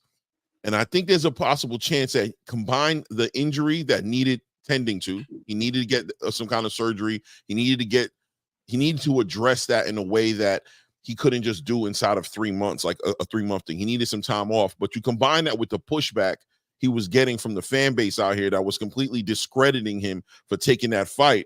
It just seemed like maybe he might have weighed out, like, you know what? I'm not going to get no credit for beating this dude. Nobody cares about this dude. Everybody's knocking me over my head, saying that I'm getting out of the way of Tank, that I'm doing this on purpose with this ulterior motive to not fight Tank Davis. I could do that, or I can go ahead and put this injury out there, get this little video going out there, and I can get the work done on my hands to make my hands as solid as possible for the ultimate game and the ultimate prize, which is that Tank Davis fight. And ultimately, we got to remember that Shakur Stevenson was hunting down the Williams Zepeda fight. The only reason that fight didn't happen, because that's the fight he really wanted, was because Zepeda said he was having a baby, right? And that he wasn't going to be fighting for the rest of the year, which turned out to be nonsense, because he's about to fight right next week on that Latino night in Riyadh season. So maybe it was a combination of leaving the fight off the strength of, it doesn't look like his peers in the United States was going to respect that fight and the victory he would have gotten that fight, and in combination with tending to a hand injury that was lingering for a while that needed the attention anyway. So he just stepped out the way, knowing that Williams Zepeda and him were going to be meeting towards the end of February. I call bull crap. But anyway, the whole point is this. You had an opportunity for what you haven't had, and you're still not going to have. Right. Okay. Sometimes a guy has to know when it's a move for him for the best. Mm-hmm. He's been making all the wrong moves. He made the wrong move about the situation with Devin. He made the wrong move about the situation with Tank. When Tank and he were both free, they never talked about each other. They never sent any messages. They never had the communications or whatever. When he fought last, he got so angry that people were critiquing his performance that he went on a 48-hour Twitter raid because he was worried about what people were saying about him and everything. You think people were worried about him against Joe Cordina? No. But the thing is, he found ways to step out of the spotlight. Even now, he's quiet as a mouse, okay? But I'm telling you, for the wiser, people who know what's going on. Mm-hmm. And that's okay. Just because I say it, and some people may be fans of these guys, fanatics, mm-hmm. I don't care about that. Mm-hmm. I just know better. I know different. I see the sport different. You know what I mean? I don't have an attachment to this that makes me feel like, oh, this or that, because he could come back and do some great things, and I will acknowledge, oh, he came back. He did some great things. But it's highly unlikely, because when someone shows you who they are, you do what? Believe you them. Believe them the first time. Mm-hmm. Mm-hmm. Yeah, maybe. You know what I mean? I'm not one to be an advocate for fighters to the point to where I'm going to fight for Shakur Stevenson's honor. I'm never going to do that. He can catch all. You already have, bro. No. I gave my perspective on what I saw it as. But at the end of the day, anything is possible. It could be very possible that, you know, he just ducked in so many words a complicated fight, maybe a stylistically complicated fight for him, and maybe he didn't see the $5 million wasn't enough of a reward for him. I don't necessarily agree with that. Obviously, I think that, you know, there was just a lot of pushback from that fight. You know what I mean? There was a lot of, everybody was destroying Shakur Stevenson for taking that Joe Cordina fight. And but that fight, and I still am not too sure if that's what happened, if he didn't just legitimately have a hand injury, right? If he didn't legitimately hurt himself. Who was destroying him for the Joe Cordina fight? Everybody. Me and Blue sat here. Who was destroying him for that performance that he had against the last opponent? What's his name? The guy? Artem Haratinian. Yeah, Haratinian. Yeah. That was what they was destroying him for. No, they were destroying him for the Cordina fight. They were saying that why would he take that fight in Saudi at the time it was on a Saturday. There was going to be all kind of football playing. Why wouldn't he stay available so that Tank Davis? Because he was on the undercard of the two biggest light heavyweights in the sport. That's what are you talking about? That's Did what you not watch the fight? Did you not watch it? I said that. Did you not watch what I the said? fight? Yes or no? That's what I told everybody. I was getting chin hell for it. I'm like, you bro, still that's didn't answer, Clay. Did you watch the fight? 100%. Okay. Of course I did. Guess what? He could have been there, and all eyes would have been on him. If he had a damn good performance, what would that have done? It would have jettisoned him through the roof. Right. He would have come out of that and had some type of marketing that he can build upon. Now, guess what happened? He bowed out. Fabio Wardley and Frazier Clark stepped in, and look at Wardley now. Yeah. I mean, like I said, I don't know. I don't see yeah. Denzel said, yeah, Clay, straighten up. Denzel, man, leave me the hell alone. Leave me the hell alone, Denzel. Right in front of your face. I just gave you the proof of what that means by going through. Sometimes if it was going to be a real pushover for him, I'm sure he would have shown up. No, I don't feel that way. I ain't gonna lie. I think he was gonna win that fight handily. I think he's going to win that fight handily. Just because he's from over there in the UK, and a lot of people over here in America are not familiar with the guy. Right. That doesn't mean he's not a good fighter. And I just gave an example of the fact that the man was trying to move up from the previous weight class for about 4 fights.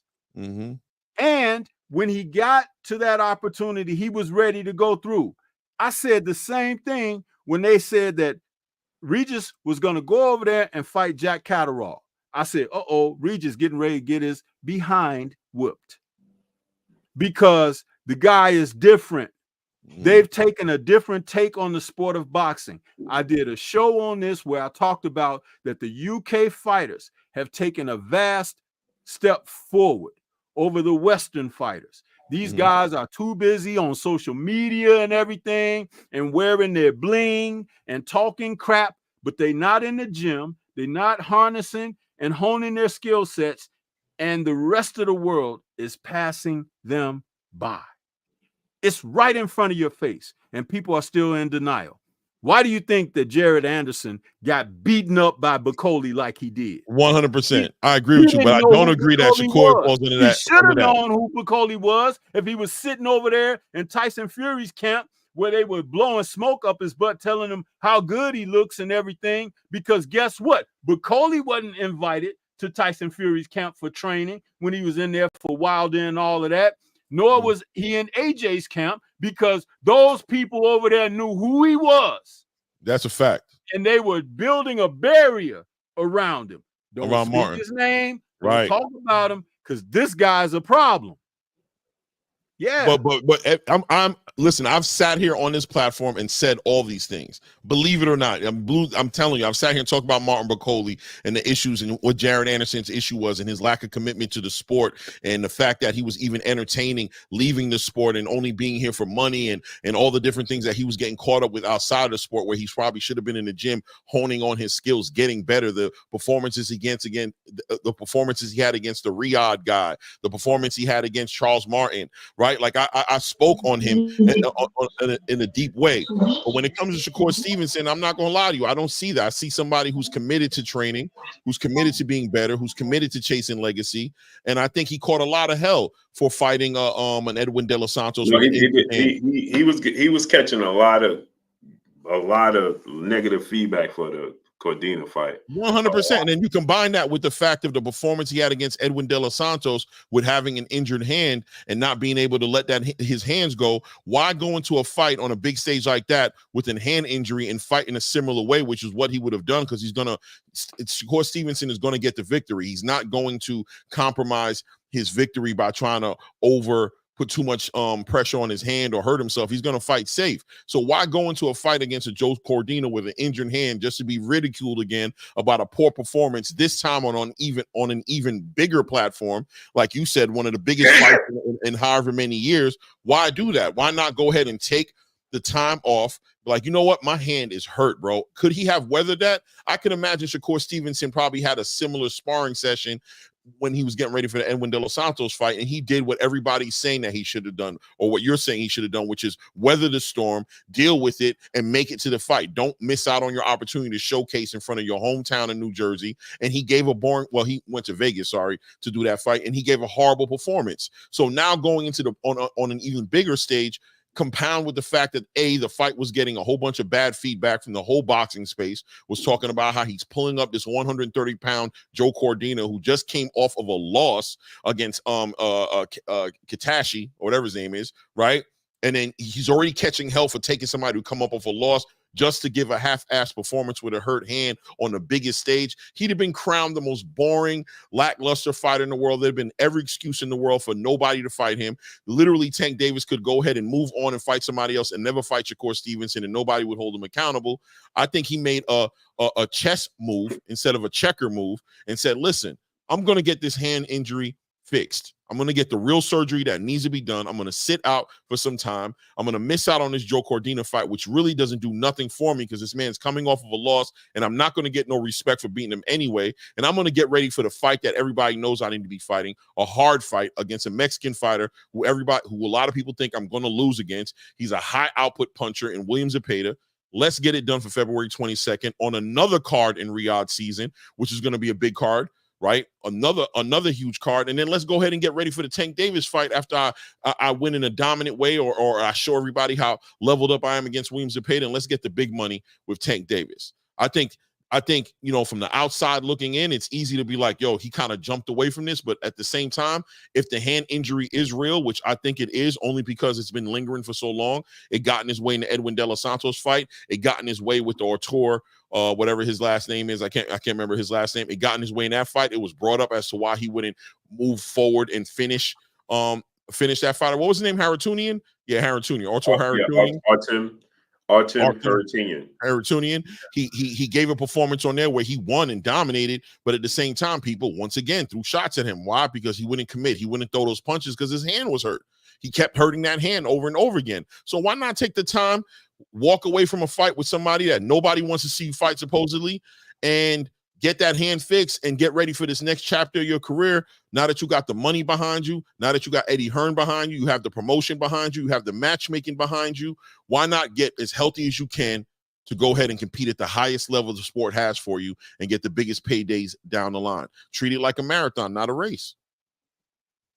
Well, he has a chance to do that now, but we'll see. We'll see. And Stormy said, "Hey, he got a chance to do it now." So yeah, he got. Yeah, I mean, because we're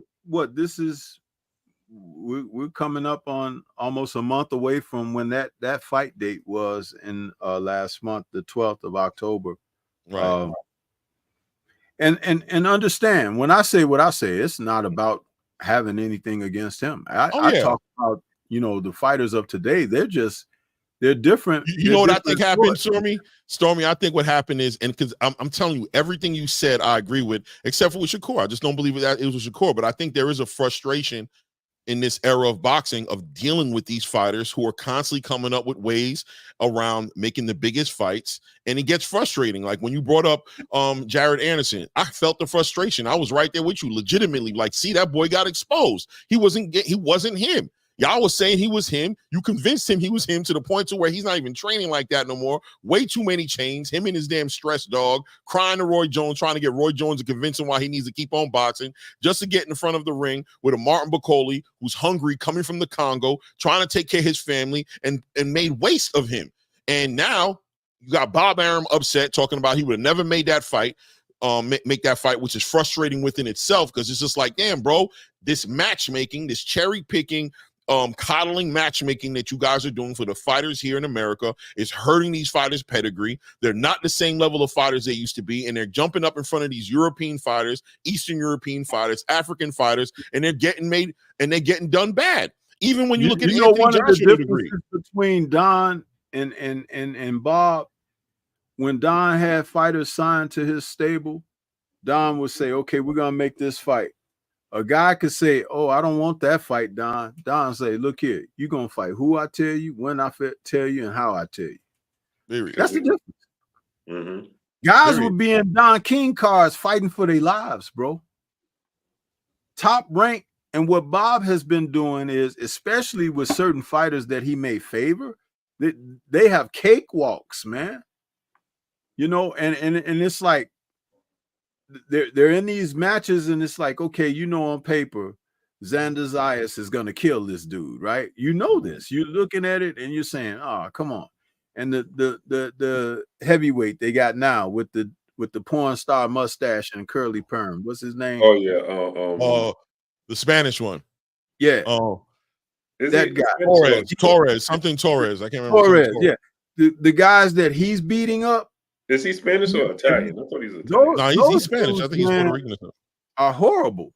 You know, they are really bad fighters. And it look like they come out of pubs and out of taxis and everything. It's like, come on, man. Yeah, Richard Torres. He's a former Olympian, right? It's like he should be, and I don't know what his record is presently, but he should be coming up on at least 10 fights, right? Right. Evander Holyfield was fighting Dwight Muhammad Cowie in his 12th professional fight. Right. Sweet Pea Whitaker was taking on Jose Luis Ramirez in his 15th professional fight. Mm-hmm. What are these guys doing? Yeah. But when you see them also at the venues, they blinged out. They got the dark shades, crazy shades on. The teeth all done. They drive and everything. It's like, in other words, what I'm trying to say, I'm not saying someone should not spend their money how they want to, but they're getting paid a lot better than those men that I just mentioned. Right. They're getting paid far better, and which is why they're not fighting as much. Yeah. They're not motivated. They talk about it all the time. They're just not motivated to fight because they don't need to. They buy the mansions. Or by the time they get to their 15th fight, they're in mansions. They're pushing foreigns, and you got to call them and you got to offer them even more money to fight the next time because they're sitting back like, I don't need to do this. Let me ask you this question, Stormy. Because I remember Don King used to do that, right? Because recently, it's funny you said that, because just today, Keyshawn Davis, he made a statement that T.O. better hope he get out this contract with Top Rank immediately because he got to fight me next, or he got to fight me soon, right? What can be done in these contracts to assure that a fighter got to fight? Like what could, because like T.O. is just going to try to,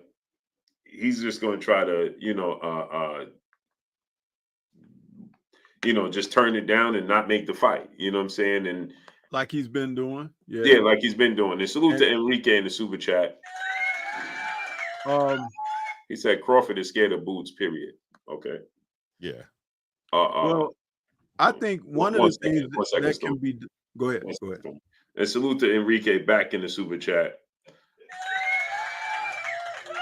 He said, Canelo will maul Crawford, easy work for boots. So what could he do, Stormy? And salute to the Hall of Famer, the 2-division world champion, superstar, retired. Oh, he in the building. Salute, Tim. Tim Bradley is in the building. Suddenly, I got a taste for some milk duds. hey, drop the bombs on Tim. Drop the bombs for him. In the building. But what could he do in your opinion, Stormy? Well, what can the promoters and the managers do in your opinion? He said he's doing the Mikey Garcia. I want to know what that is. You should throw the link and see if he can. I want to know what he means by he doing the Mikey Garcia. That's what Mikey Garcia did at the end of his contract with Top Rank, and then he got out of the contract. He sat on the shelf for a while. Right. Yeah, because there's a when you want the contract to end, I think they put some type of wording in there that you can't fight for a certain duration. And it's okay, Bradley, come right back. He said 2 years. Right. You got 2 years, and that's a huge chunk of your time, you know, in your career. Garcia was out 2 years. I think Floyd was out a couple years, maybe even Oscar was too. When they all top ranked fighters who left top rank, and they, you know, sorry about they that. did very well, you know, coming back. But that's a huge chunk of time out of their careers, and it's unfortunate that it has to be that way. But what do I think that can be done? There has to be some type of rhetoric in the contract that says that you have to uphold a certain aspect of integrity as far as the fights. You can't just be picking easy fights and stuff like that. You have to be competitive. Ask Dana White what he got in his contract over there in the UFC, because he doesn't seem to have that issue. He's telling them guys who to fight and when to fight. And I don't know like what kind of verbiage or whatever has to be in the contract, but I do feel like at some point in time, matchmakers, there's got to be some ultimate, especially for the champions. I don't care, bro. Like defending those belts to me is absolutely necessary, man. Like I hate babysitting and holding belts hostage and not fighting who you should be fighting. I hate it. You know what I'm saying? And but when you're talking about a fighter like Tio, think about all the fights he's turned down. Yeah. He's turned down about 5 or 6 matches where, and they're not all the same guy either. It's like it's been different fighters. I'll give you an example. A rematch with Lomo, he turned that down. Right. A rematch with Kambosos, he turned that down. That's 2 fights right there. Right. 2 fights that he was actually engaged with the other fighter with, that he didn't even want to run it back. Even though he was victorious, he didn't want to run it back against Loma. Even though the fight was close with he and George, he didn't want to run that back. Mm-hmm. You know what I'm saying? So I kind of like, dude, I ain't feeling you. You know what I mean? When you behave like that. And then he's talking about Bud Crawford and stuff like that, which is not realistic at all. But why aren't you talking about Boots then? Because Boots is right there. Huh? Or any of those guys that at 147, Stanionis. Huh? Right. There are other fighters up there. Does Jamal James ring a bell? He's a fighter that's he hasn't retired yet. It's like, dude, they tickle me with trying to reach and play this game of clout chasing and stuff like that. And I don't like to use those terms because when people began to throw them around, they actually desensitize what it truly means. And it's a very convenient way of saying something that is much deeper rooted.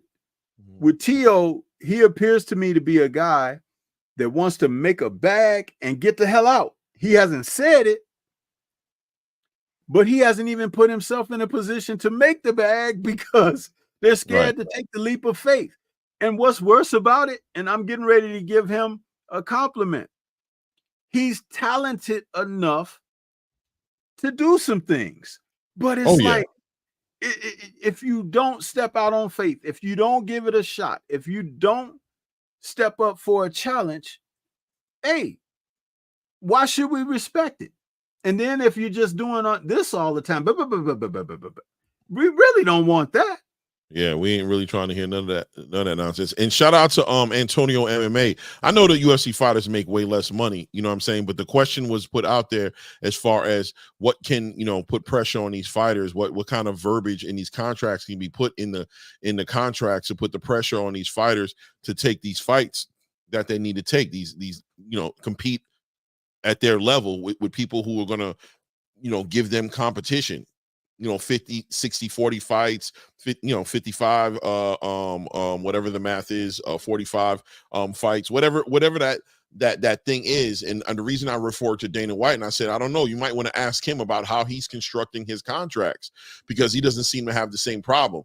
And I know that, listen, these guys are getting paid a lot of money, and then you have all these different promotional platforms and stables that they're fighting for. So it's like crossing the street, almost like the UFC fighting PFL fighters and the PFL fighters fighting, whatever other fighting organizations are out there. But, they all seem to be chasing after the same belts though, right? Whereas the UFC has their own belts, the PFL has their own belts, and nobody really cares because, they're world champions in their own rights inside of their organizations. But these fighters today are not fighting each other. The fighters that the fans want to see fight, they're not fighting each other. That's one thing Turkey brings to the table that nobody can ever deny. He brings that to the table, and you can't throw no rocks at it. He brings that competitive nature of the sport back, and he brings in real good matchmaking, which is why you see a lot of your favorite fighters at times going over there and meeting the fights of their lives or even taking losses. Because if you go over there, you're going to get a big amount of money, but you're also going to get one of the biggest, adversities in your whole career as well, because he's not going to matchmake you softly. That's why he said that to Canelo. You don't want to fight for me. You want the money, but you don't want to fight the fight. I'm going to put somebody real in front of you. And you've been doing this cherry picking thing for your past couple fights, and that's why you don't want to fight with me. It's not because of the money. I'm going to give you the money, but you ain't going to get the money for fighting to nobody. Yeah, and it's interesting because you said just before I came on with you in Blue, I had heard you speak about like Raymond Ford over there with Nick Ball. Raymond Ford, he took the fight. Mm-hmm. Then when he lost the decision, he wanted to speak on the fact that, I was thinking about moving up anyway because I wasn't able to, make the weight like I wanted to and this and that or whatever.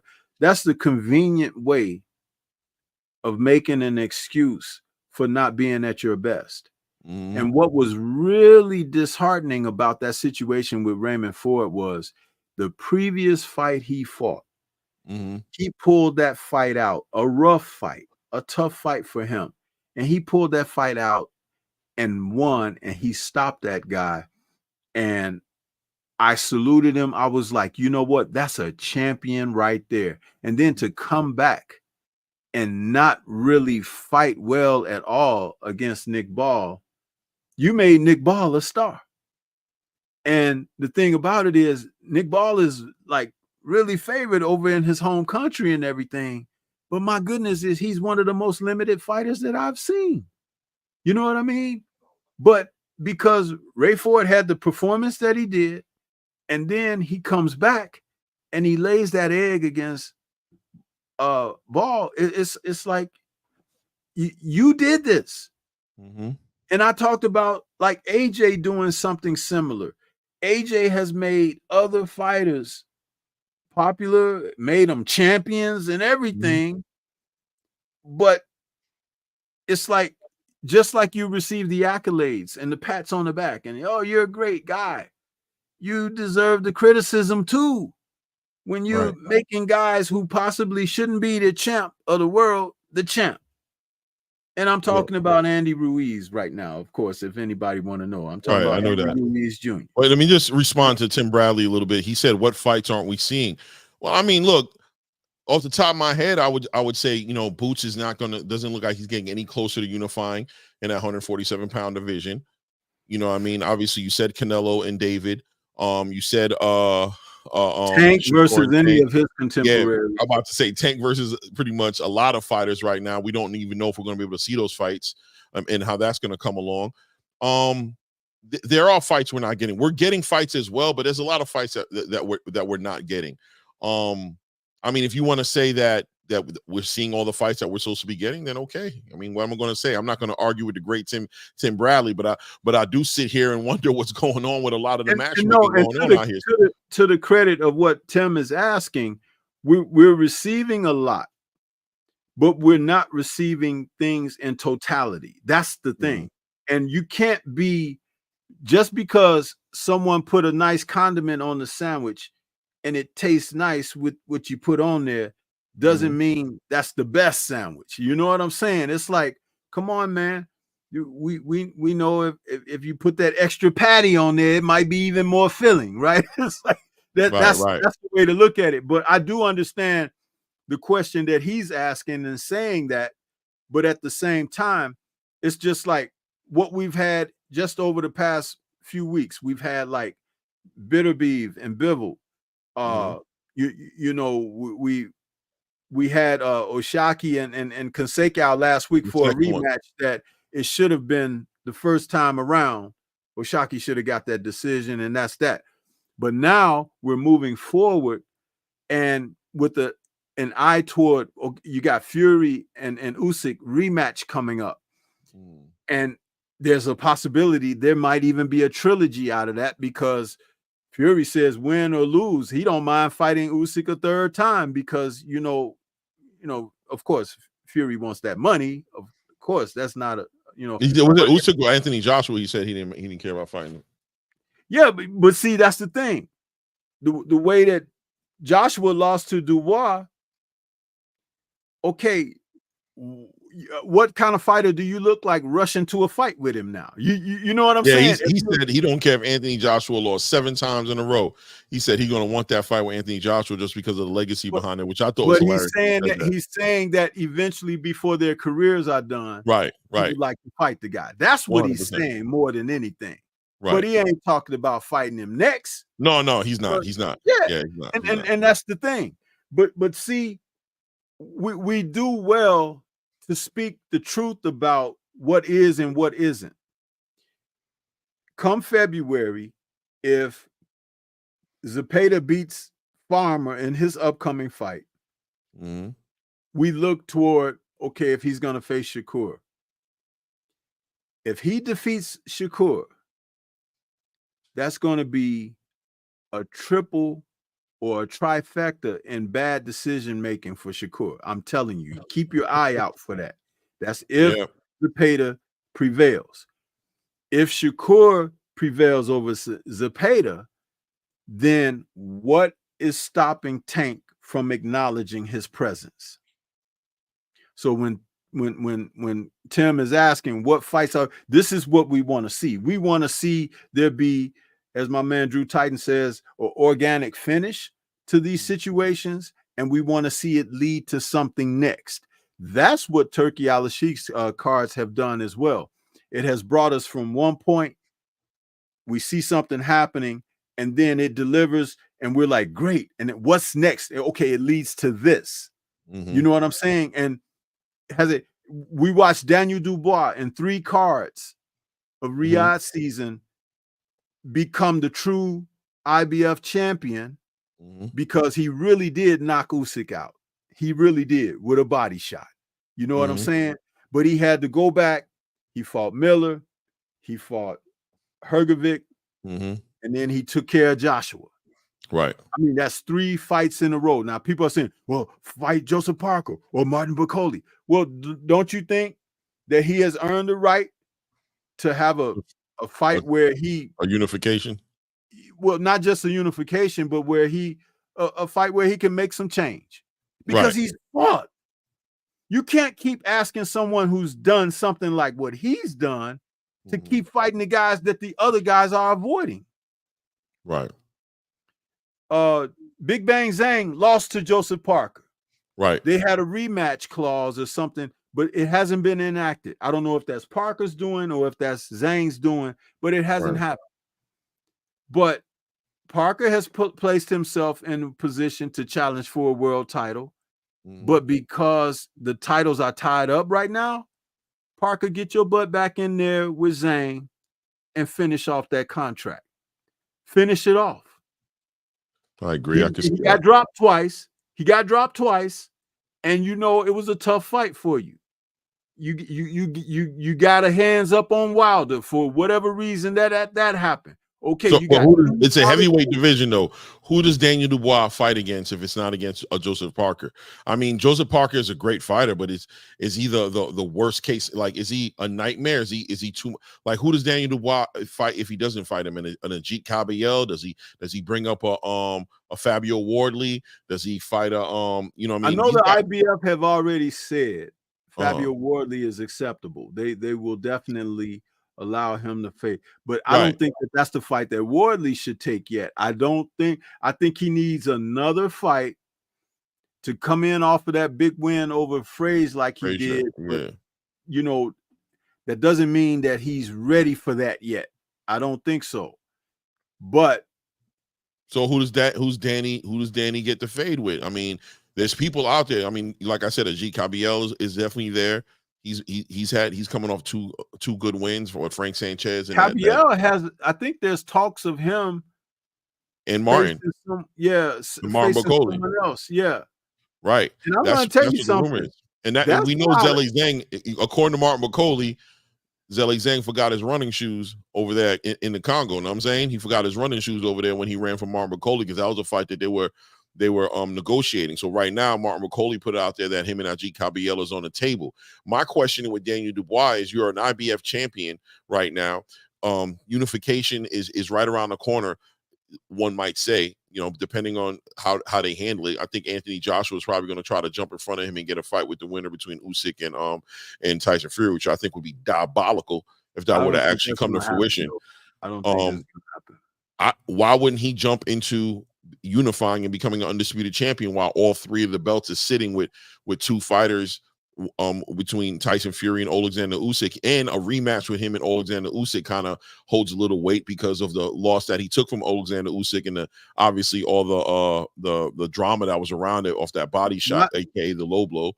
My thought process is, if Usyk beats Fury, unless they throw a lot of money at him for a third fight with Fury or whatever, my thoughts are, if Usyk beats Fury, he's going to retire.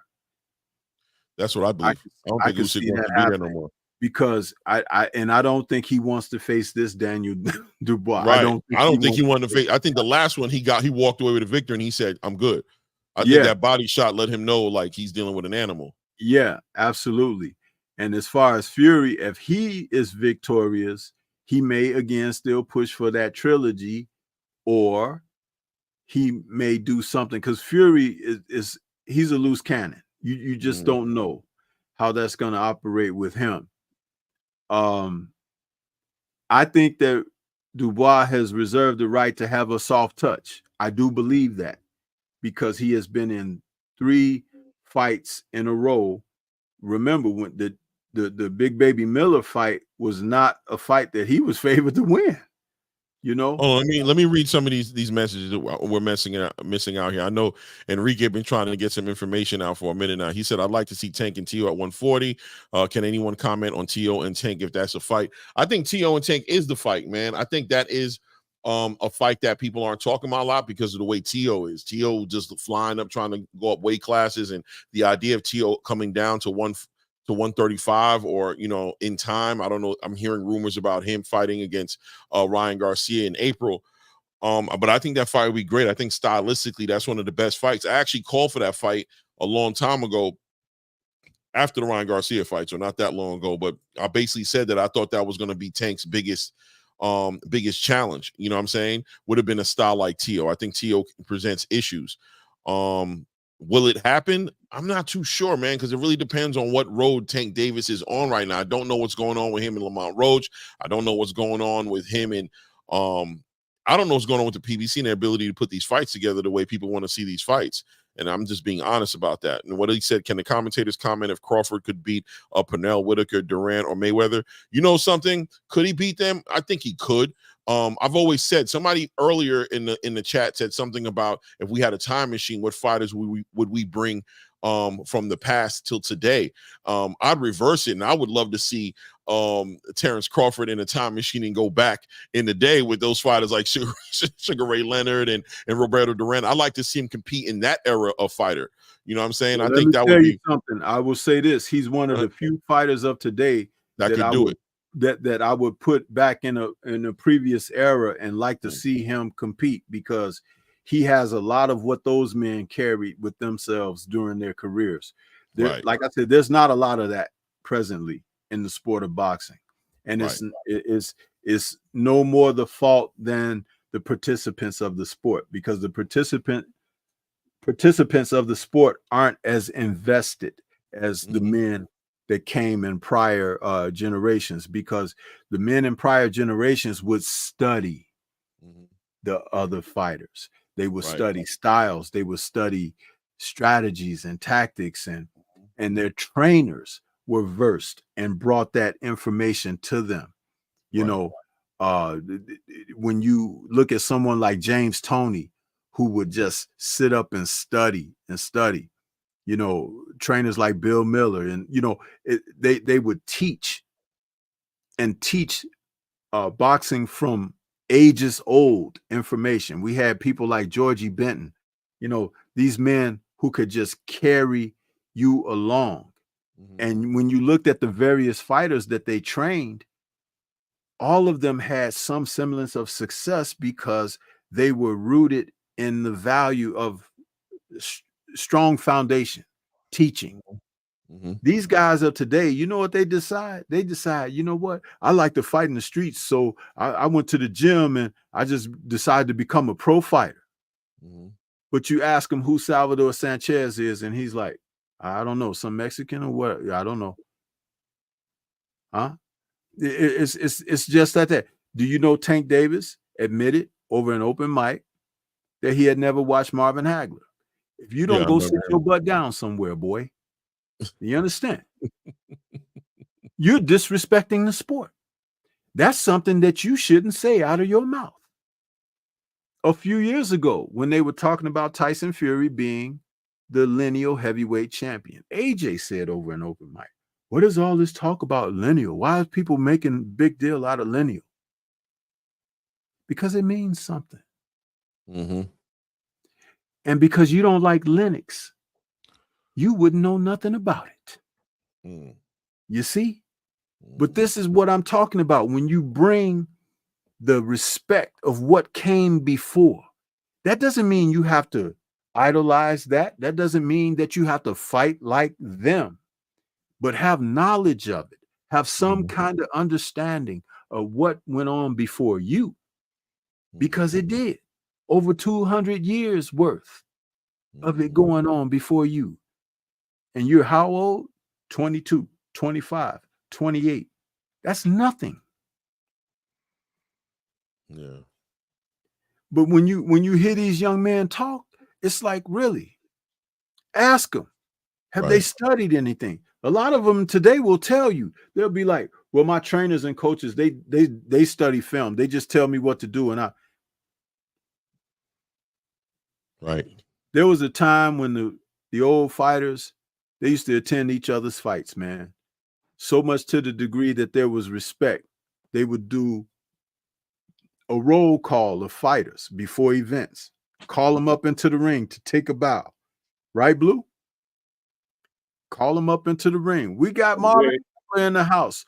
We got Matthew Saad Muhammad in the house. All those guys come up and stand in the ring and they take a bow and the people are applauding them because these are the men. The history right before your eyes in the sport. Some of them still active, but that's respect. Mm-hmm. But they can put these little dots in the ring that show you the numbers for each round. They stand right behind the ring announcer now. And it's like when it used to be Jimmy Lennon and the original Jimmy Lennon, not the Jimmy Lennon senior, but the senior. When he used to call the fights, you didn't see them women standing behind him and all that. They call these fighters in the ring. If they didn't come into the ring, they'll announce them sitting in the stands. Larry Holmes is in the house. They don't do that no more. When they were doing that, it was called respect. Mm-hmm. So by not doing it anymore, is that now disrespect? Mm-hmm. Mm-hmm. And not just a lack of, at least, if not disrespect, a lack of it. Mm-hmm. Salute to Enrique back in the super chat, dropping another cinco on us in the super chat. Blue Blood, I see you got a picture of Salvador Sanchez. Can Sanchez compete with today's bosses? How good was Sanchez? Can you comment? Sanchez today compete with these bosses? Hey, no, the question is, can they compete with him? Listen, it wouldn't even be a sparring session for him with these guys of today. Right. Not even a sparring session. Right. And that's not disrespect. He was that good. And what was he, 22 or 23 when he passed away? 22. I mean, yeah, a sad, like just missed out on such a career that was probably going to be just So many things are going to happen. Man, listen. He was amazing, man. He was amazing. I got into I view him as the greatest Mexican fighter because of what he brought to the table, his versatility, how the late great Kurt Anderson would say, the rhythmic and perpetual movement that he brought to the table, the power, the speed, could punch with either hand, and the heart, right? And Ak and Barak. Ak. He laughed at me and said, "How could he possibly be the greatest Mexican fighter? He ain't fight that long." And I said, "Well, if that's the case, then how could he be considered great then? If you can consider him great, you can consider him the greatest." Right. If you can consider him great, then you can consider him the greatest. Mm-hmm. His skill set, different. His movement, his athletic ability, that dude was different. Listen, no disrespect to the fighters that's fighting right now today. Bro, if your name ain't Terence Bud Crawford, right, you ain't beating Salvador Sanchez. Now, obviously, that's opinionated. You know what I'm saying? Right. But I mean, it just goes to the amount of respect and the amount and you know, I think there's a mystery in the fact that he died so young. Right. You just start to think about it's kind of like Biggie Smalls, not to bring it to hip hop or nothing like that, but people talk about how we just didn't get to see Biggie really just like he did so much. He had one album. Right. And the Life After Death was a classic. You could call the Life After Death what that was because he didn't make that album before he passed away.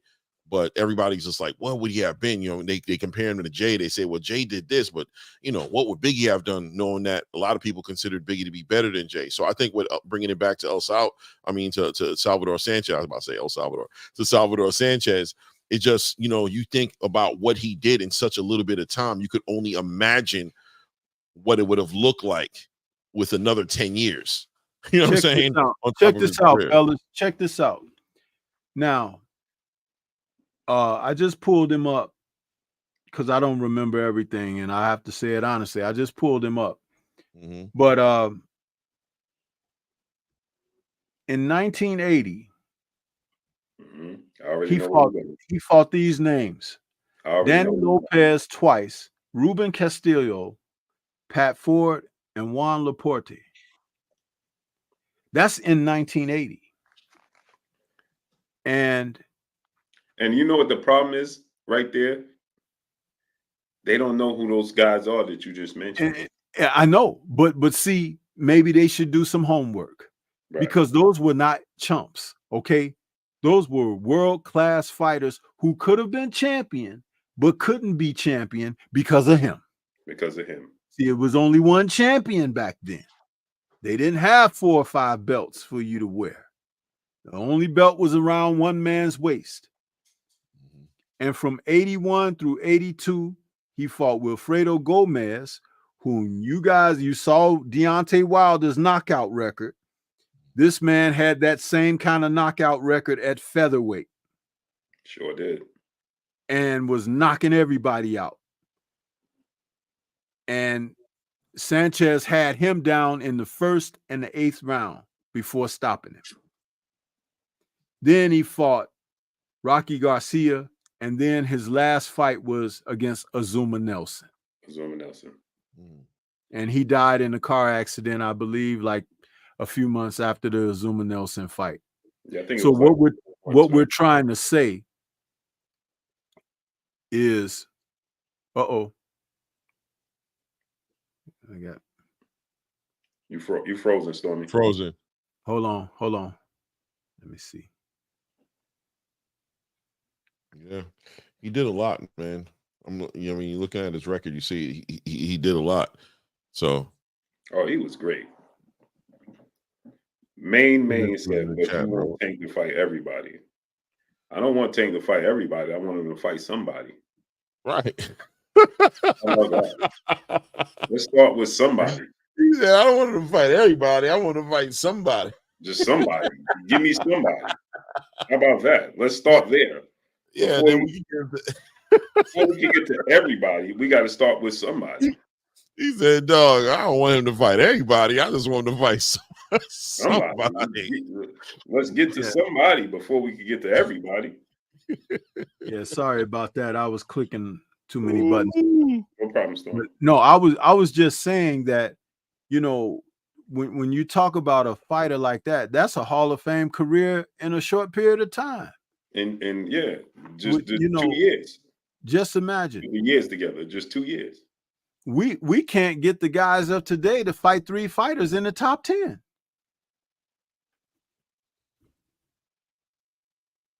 Right? Yeah, bro. I mean, I was just saying this. Tank he fought 30 fighters. How many guys he fought in the top 15? People just ain't gonna leave that. I'm telling you, bro. Who was I talking to earlier today? I want to say it was Rachel doing that. I think I was talking a little earlier. Yeah, I was, and I kind of told her that I'm gonna get off this putting the pressure on Tank to do things that Tank doesn't want to do or that his fans don't want him to do, because he ain't gonna do it for me. That's for sure. He ain't gonna do it for you either, Blue. He don't give a damn what we think. If the fans of his fans are satisfied with his resume already and they're good to go, and they think that Leo Santa Cruz, Jose Pedraza, and Ryan Garcia suffice and check the boxes on pound for pound fighters or whatever have you, that's all he needs to do, and that we're just being unfair and we're not valuing these fights where they should be valued at, but then look, man, I don't got nothing to win off of sitting here being this hater that you guys paint me to be. Just stop as far as putting him in the conversations like what we're talking about today. When we're sitting here talking about somebody like Salvador Sanchez and this kind of conversation, how deep it's getting into, don't bring that man up in this conversation if you don't want that man to be put to the test like these fighters in their time were put to the test. You know what I'm saying? It just is what it is. I'll leave it alone. I'm trying to tell you guys, I don't need to see him fight nobody. I'm okay with giving him the Jake Paul era accolade, you know what I'm saying, for giving us exciting fights, knocking people out, great pay-per-views, great television to watch when he's boxing. But as far as accolades and things of that nature, you guys got to be careful about wanting to give him these accolades in front of people like who's on this panel right now, you know what I'm saying, and not require him to fight the fights that he needs to fight. It's going to be a hard conversation for you guys to have every time, period. Yeah, see, that's the thing, right? I'm not as wise and seasoned in the sport as Stormy. Right. But I grew up in the sport. Mm-hmm. You understand? I lived with Olympic gold medalists. My grandmother knew Muhammad Ali. This is what I grew up on. My mother don't even watch boxing. Mm-hmm. But her close friends are pretty much the elder trainers, the big trainers in Floyd Mayweather gym right now. Mm-hmm. My mother go to Vegas and visit their wives, and she'd be like, my mother called me handsome. Handsome, you know this kid right here, get ready to fight because she's around them preparing. My mother don't watch boxing. Mm-hmm. But it's just something that it's not something I do. It was just in me. My aunt used to, and my grandmother used to have, my grandmother couldn't stand Mike Tyson because she was a huge Muhammad Ali fan, and the way he carried himself, she didn't like it. She was old school, right? But man, we have fight parties for every fight. Yeah. You understand? So this is, it wasn't something that it's not something that I chose. It chose me. Mm. It chose me. So I'm not used to what's going on today's time. Like, I'm pretty sure if it bothers me, I'm pretty sure it ails Stormy. Kurt couldn't stand it. Listen, and you're right to that degree, Blue, because just look at, last month we had that big light heavyweight championship fight, right, with Dimitri Bivol and Artur Beterbiev. Now, though Artur has been great at the weight, 20 wins, going into that fight with 20 KOs and everything, people were calling him this monster and everything. Very accomplished for that. But dude, if you go to the early 80s, in the late 70s, there were light heavyweights that Arthur couldn't hold a candle to. And these men were fierce battling men. I mean, they were like, I know you guys have heard of Michael Spinks, but before Michael Spinks, there were guys like Matthew Saad Muhammad, Dwight Muhammad Kawi, Eddie Mustafa Muhammad, also known as Eddie Gregory. These men were fierce. And knocking them down and all of that didn't mean nothing. They could be out on their feet and wake back up and knock the other guy out. This is how these men were cut. And nobody talks about them today because guess what? They didn't have social media and stuff like that. And a lot of those films and everything, you can find them in libraries and stuff. And there's some old fight footage content creators here, who have uploaded stuff. But if you don't study the sport, you would not know these things. You would not know of these men. And I guarantee you, if you're introduced to their careers and what they were able to do, it would be fascinating. You'd be like, man, I didn't know, I didn't know. Because it's just like, and that's what really drove this sport when you had fighters like that. Imagine like a division full of guys who were just under the abilities of someone like Marvin Hagler. You know what I'm saying? And it's like, if Hagler wasn't there, these guys would be the champ. You know what I mean? It's like, it was that kind of thing. Mm-hmm. It's like the Jordan rule. If Jordan didn't play, Patrick Ewing would have a championship. Karl Malone would have a championship. Right. Charles Barkley would have a championship. Yep. But there's only one trophy. Reggie Miller, all of those guys, right? They would have championships. But it's like you said, Stormy. But there was only one championship to be had. So there was no other guys weren't teaming up on one team to make a super team, right? So they all can get a championship, Exactly. So there was only one road through MJ. Yeah, man. I mean, I get to that point where there's enough boxing. There's enough things going on. I'm looking at Keyshawn Davis right now this weekend. I'm hoping he has this great performance against Gustavo Lemos. I want to see him get a title in the division. I'd love to see him go against Dennis Berinchek and walk away with a victory there as well and become a champion and push the envelope. I see Tank calling out Keyshawn a little bit. I don't want to say calling him out for a fight, but he seems to have Keyshawn seems to have his attention. I don't know what that looks like for him and Keyshawn once Keyshawn gets a title. Like Keyshawn says, everybody says they say everything but let's fight. I'm ready to see other fighters motivate and make these divisions competitive again. You know what I mean? I can't make everything about Tank Davis. I've pushed on Tank Davis for about 2 years now. Pushed on him to make these fights. Ever since pretty much he walked away from Floyd Mayweather, I've been pushing on him. But I've got nothing but ridicule and what I'm saying, and hate jackets put on me and all types of nonsense pushback from these fans. And I think people are getting it twisted. Like, I don't care if he fights these guys as much as you guys think I do.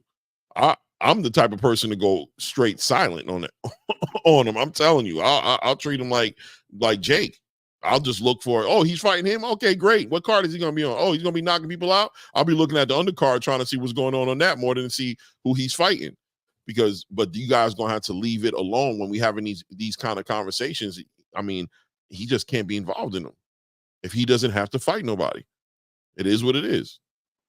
Yeah, so my thing is, I don't talk about guys who don't go out there and get it done, man. You can keep fighting, yesterday's leftovers and all of that. I just don't pay attention to that. I mean, seriously, do you sit up and just watch reruns of stuff that you weren't ever interested in? No, it's like you want to see something new, you want to see something fresh, right, or whatever. And if you do watch reruns, you're watching the reruns of your favorites, right? Yeah, that's what that is. You're right.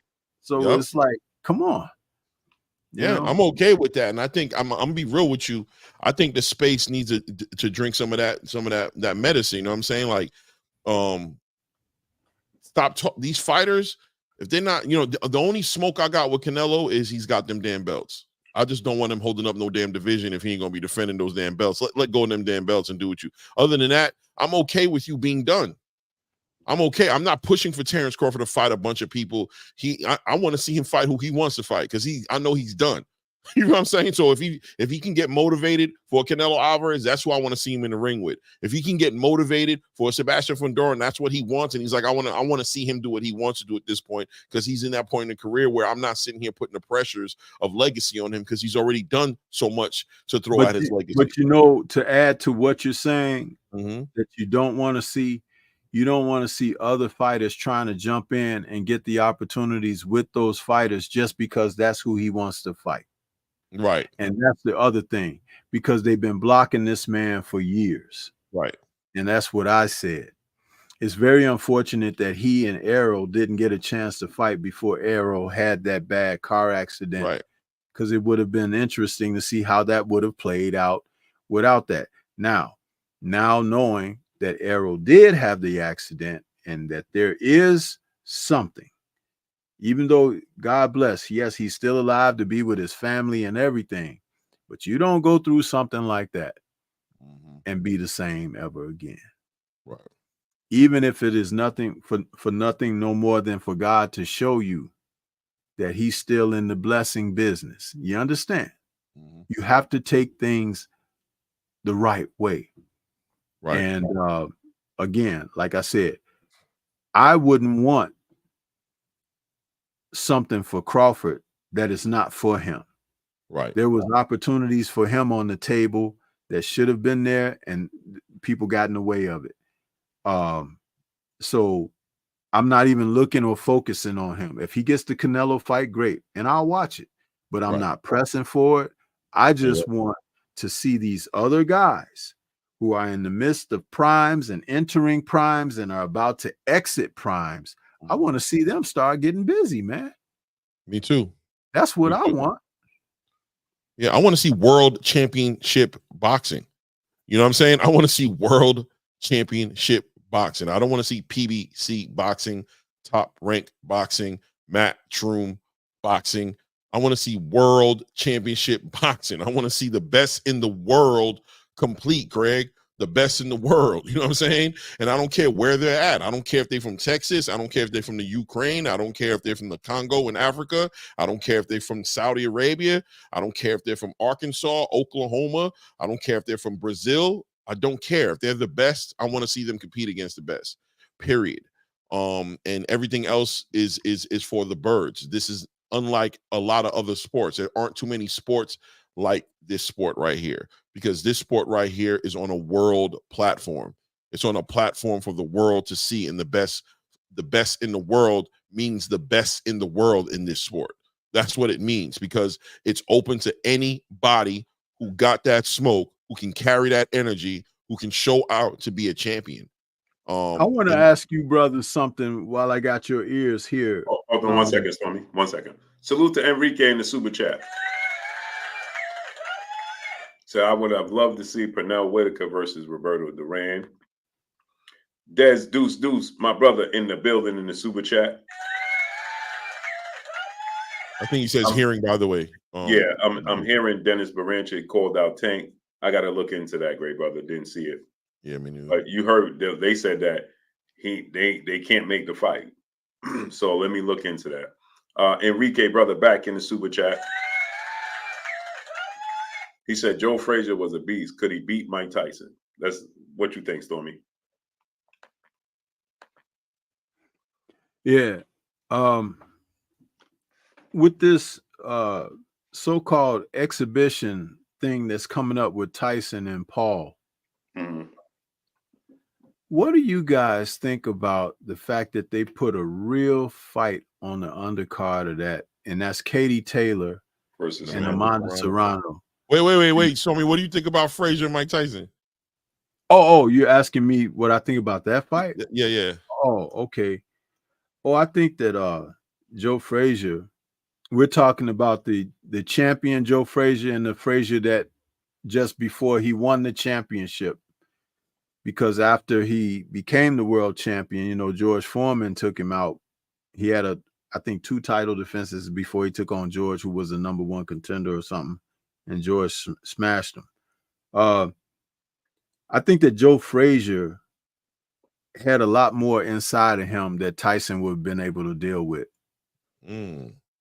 I think that, Tyson had fast hands and things of that nature, but we also know that Tyson wasn't, we now know here in the aftermath, he wasn't the most mentally strong guy.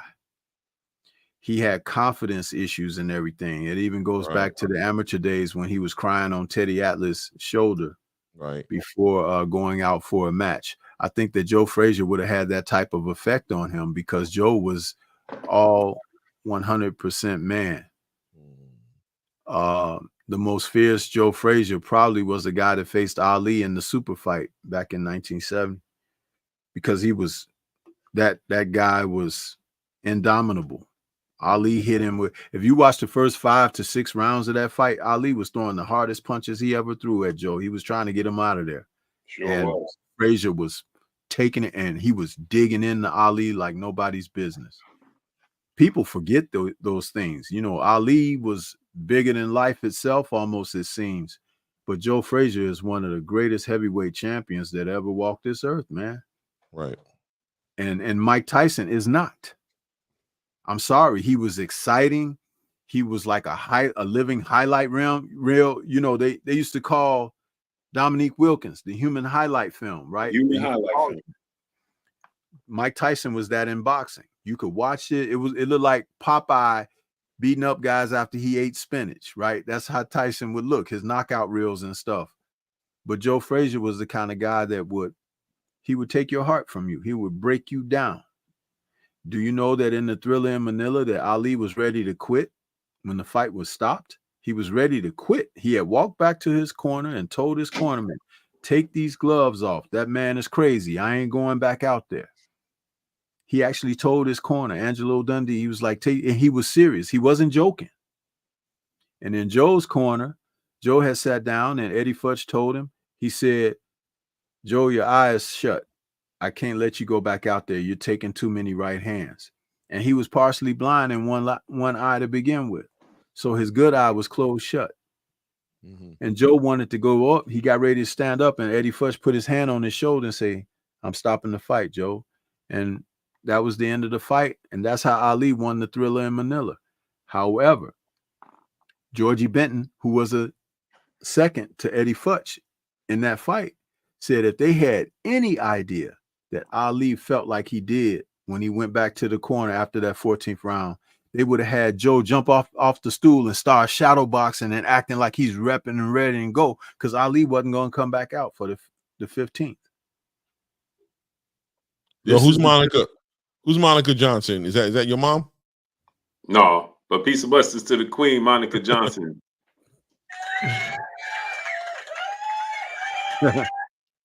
That's actually my sister. Oh, okay. I'm about to say somebody know you like that. Go ahead. Sorry about that, Stormy. I know I jumped in the middle of your. Can you hear me, or did my camera just go out? Your camera just went out. Yeah. Okay. All right. I think that's my sister. One. I know my sister's name is one. Okay. Yeah. But I'm still here though, right? I'm still here. Okay. Yeah. I know what's going on with the camera. Yeah. Yeah. That's what my thoughts about that. But I was gonna say about Taylor and Serrano. I hate like the Dickens that they're doing that to us, because I don't care about Tyson and Paul at all. I don't want to see that. But and they're making it a real fight too, Stormy. Yeah, but these ladies just 2 years ago put on they put on such an epic fight and a record-breaking thing in MSG. The 2 top women in the sport of boxing doing their thing, a literal Ali Frazier type situation, and they diminish it by putting them on as a co-main for this. I mean, it really pisses me off, man, because those women deserve for their rematch to be headliners for their rematch and not be a part of such a farce of what we're getting ready to have with Tyson and Paul. So I wanted to ask you guys' opinion on that.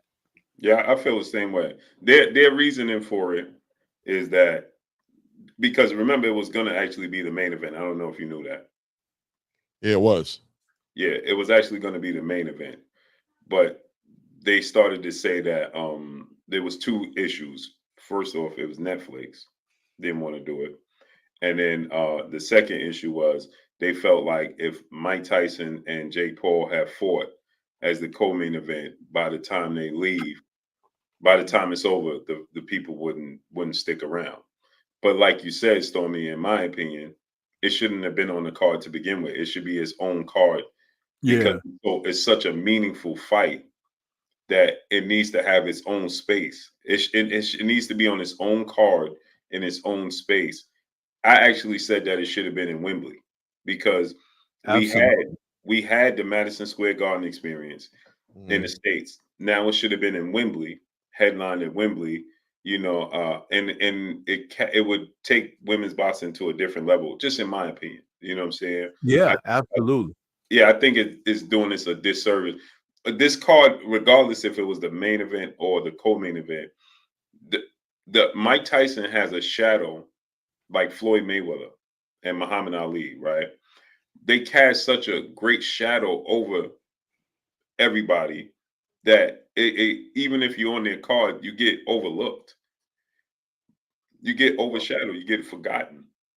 So yeah, I understand what they're getting at because they like it's going to be so much attention drawn to this card commercial wise that they're going to be it's going to give them exposure. Yes, I believe that because Mike Tyson's aura, the shadow he carries, the intrigue, he's 58 years old. For us as hardcore boxing fans, it's like, bro, what are we doing? But for these casuals that just Casuals. want entertainment, no disrespect to them, but they want to see a circus. You understand? So, it's just a form of entertainment, right? It's just straight up Coliseum gladiator stuff. Throw two warriors in there. I don't care about the legacy. I don't care about nothing. Just entertain me. Let me get some popcorn. MVP Pride. What's up, money? What's up, money? Mr. M Pride. What's up? So that's my take. I think it's does like you said, Stormy. To me, it completely what's the word that I'm looking for? It completely Maybe devalues to a the degree. first fight, right? It just takes away from the first fight. You know what I'm Yeah, saying? Like this is an epic. Like it's like you said, it has a bit of the Frazier Ali situation to it. Now imagine taking after their first fight, you take them and put them on the undercard. It just completely.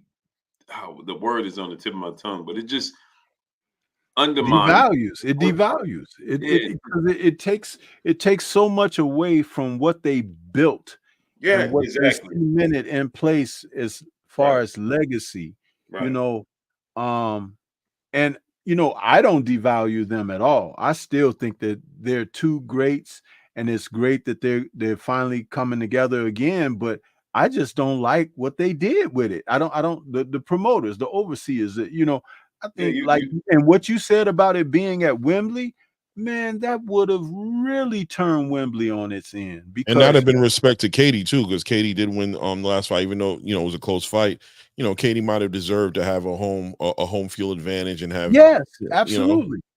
and when you Absolutely. think about it, let's be honest. Let's just be honest, right? The UK boxing culture seems presently to have way more respect for the legacy of boxing than over here. You know what I'm saying? So people Yes. would actually show up and show out for that fight.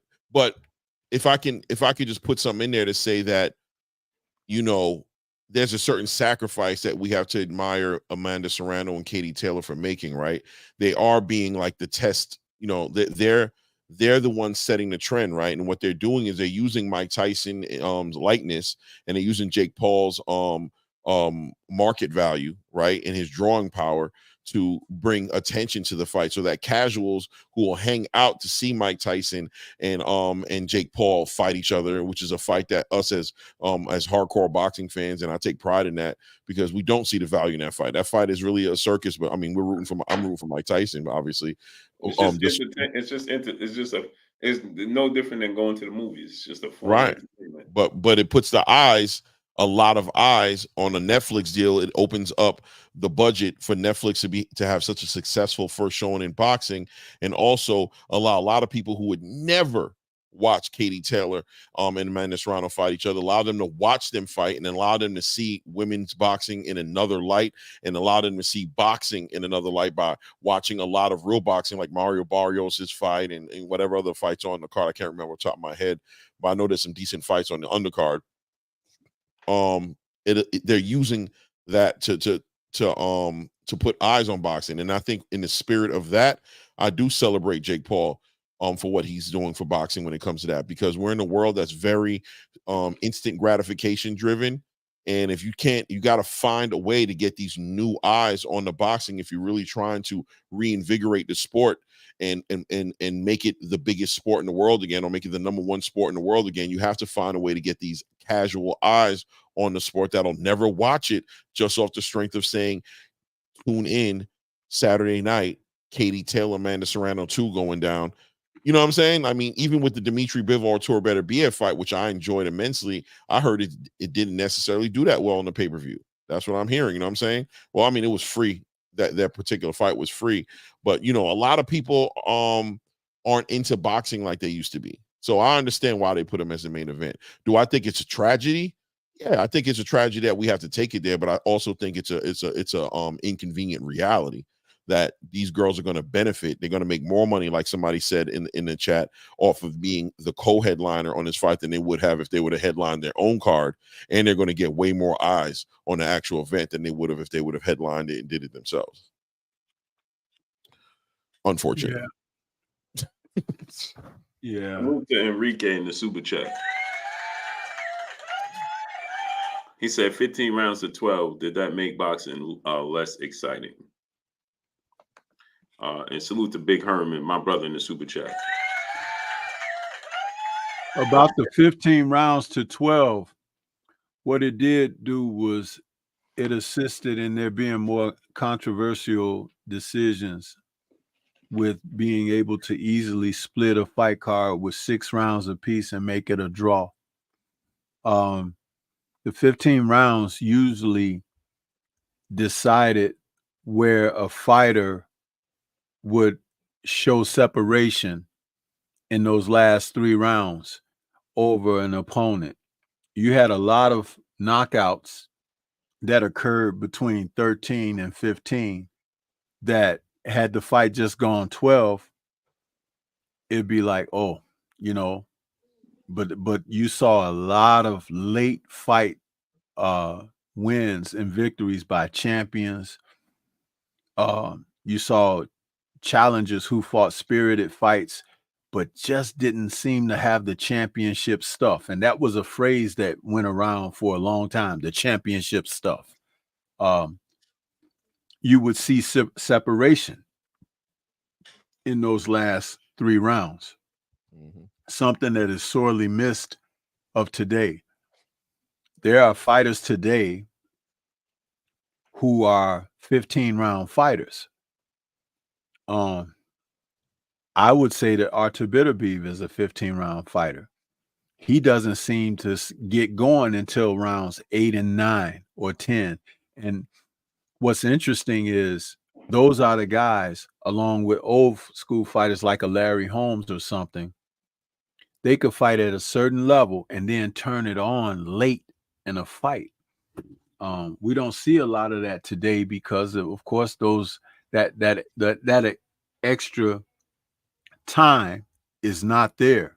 But we sure have seen a swell of poor decisions and draws and questionable outcomes with it just being 12 rounds. Yeah.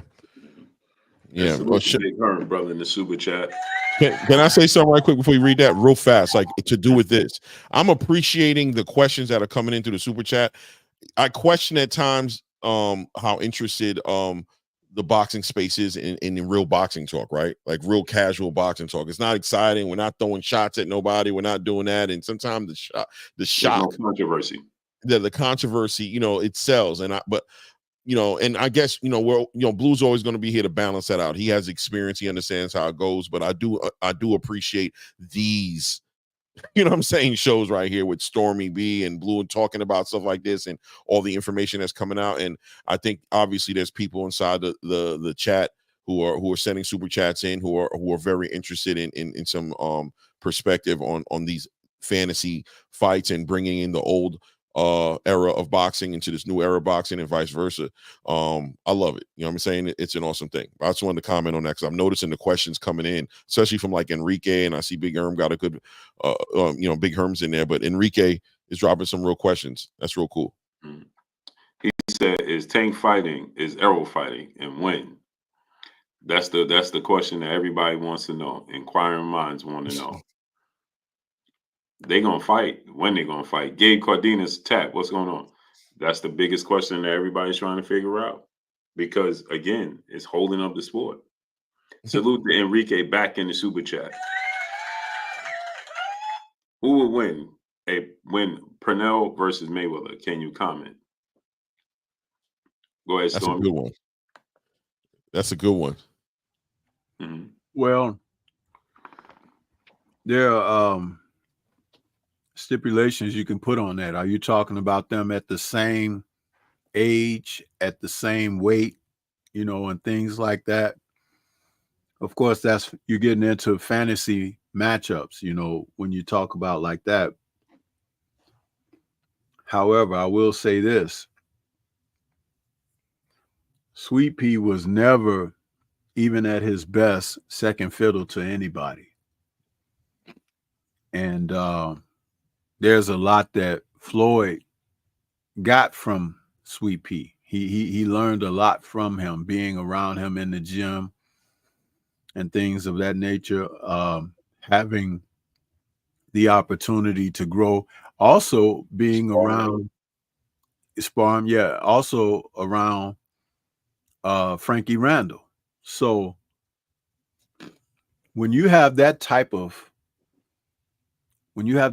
experience in your life, it enriches you, And I do believe Floyd was a guy who could absorb what was to be absorbed from those men.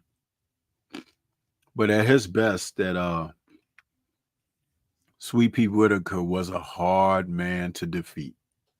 Hard. Mm-hmm. He was different, man. Yeah, that's a hard one for me. I'm not going to even lie to you, man. Pernell was just so slick, but he also had a very playful energy about him. Obviously, he took chances, but he took chances against the best fighters in his era, and he was able to come out on top in these fights. Floyd Mayweather always seemed to be a very disciplined fighter to me. He doesn't really play around in the ring. He doesn't take chances, but could Pernell, and Floyd has a strong mentality, very strong mentality. You know what I'm saying? Like it doesn't seem like he gets very frustrated in the ring. You know what I'm saying? No matter what the challenge is, or no matter how hard it is or complicated it is, he always sticks to his fundamentals, and it always got him to the end of it. I'm not gonna lie to you, I'd be leaning toward Floyd for that win.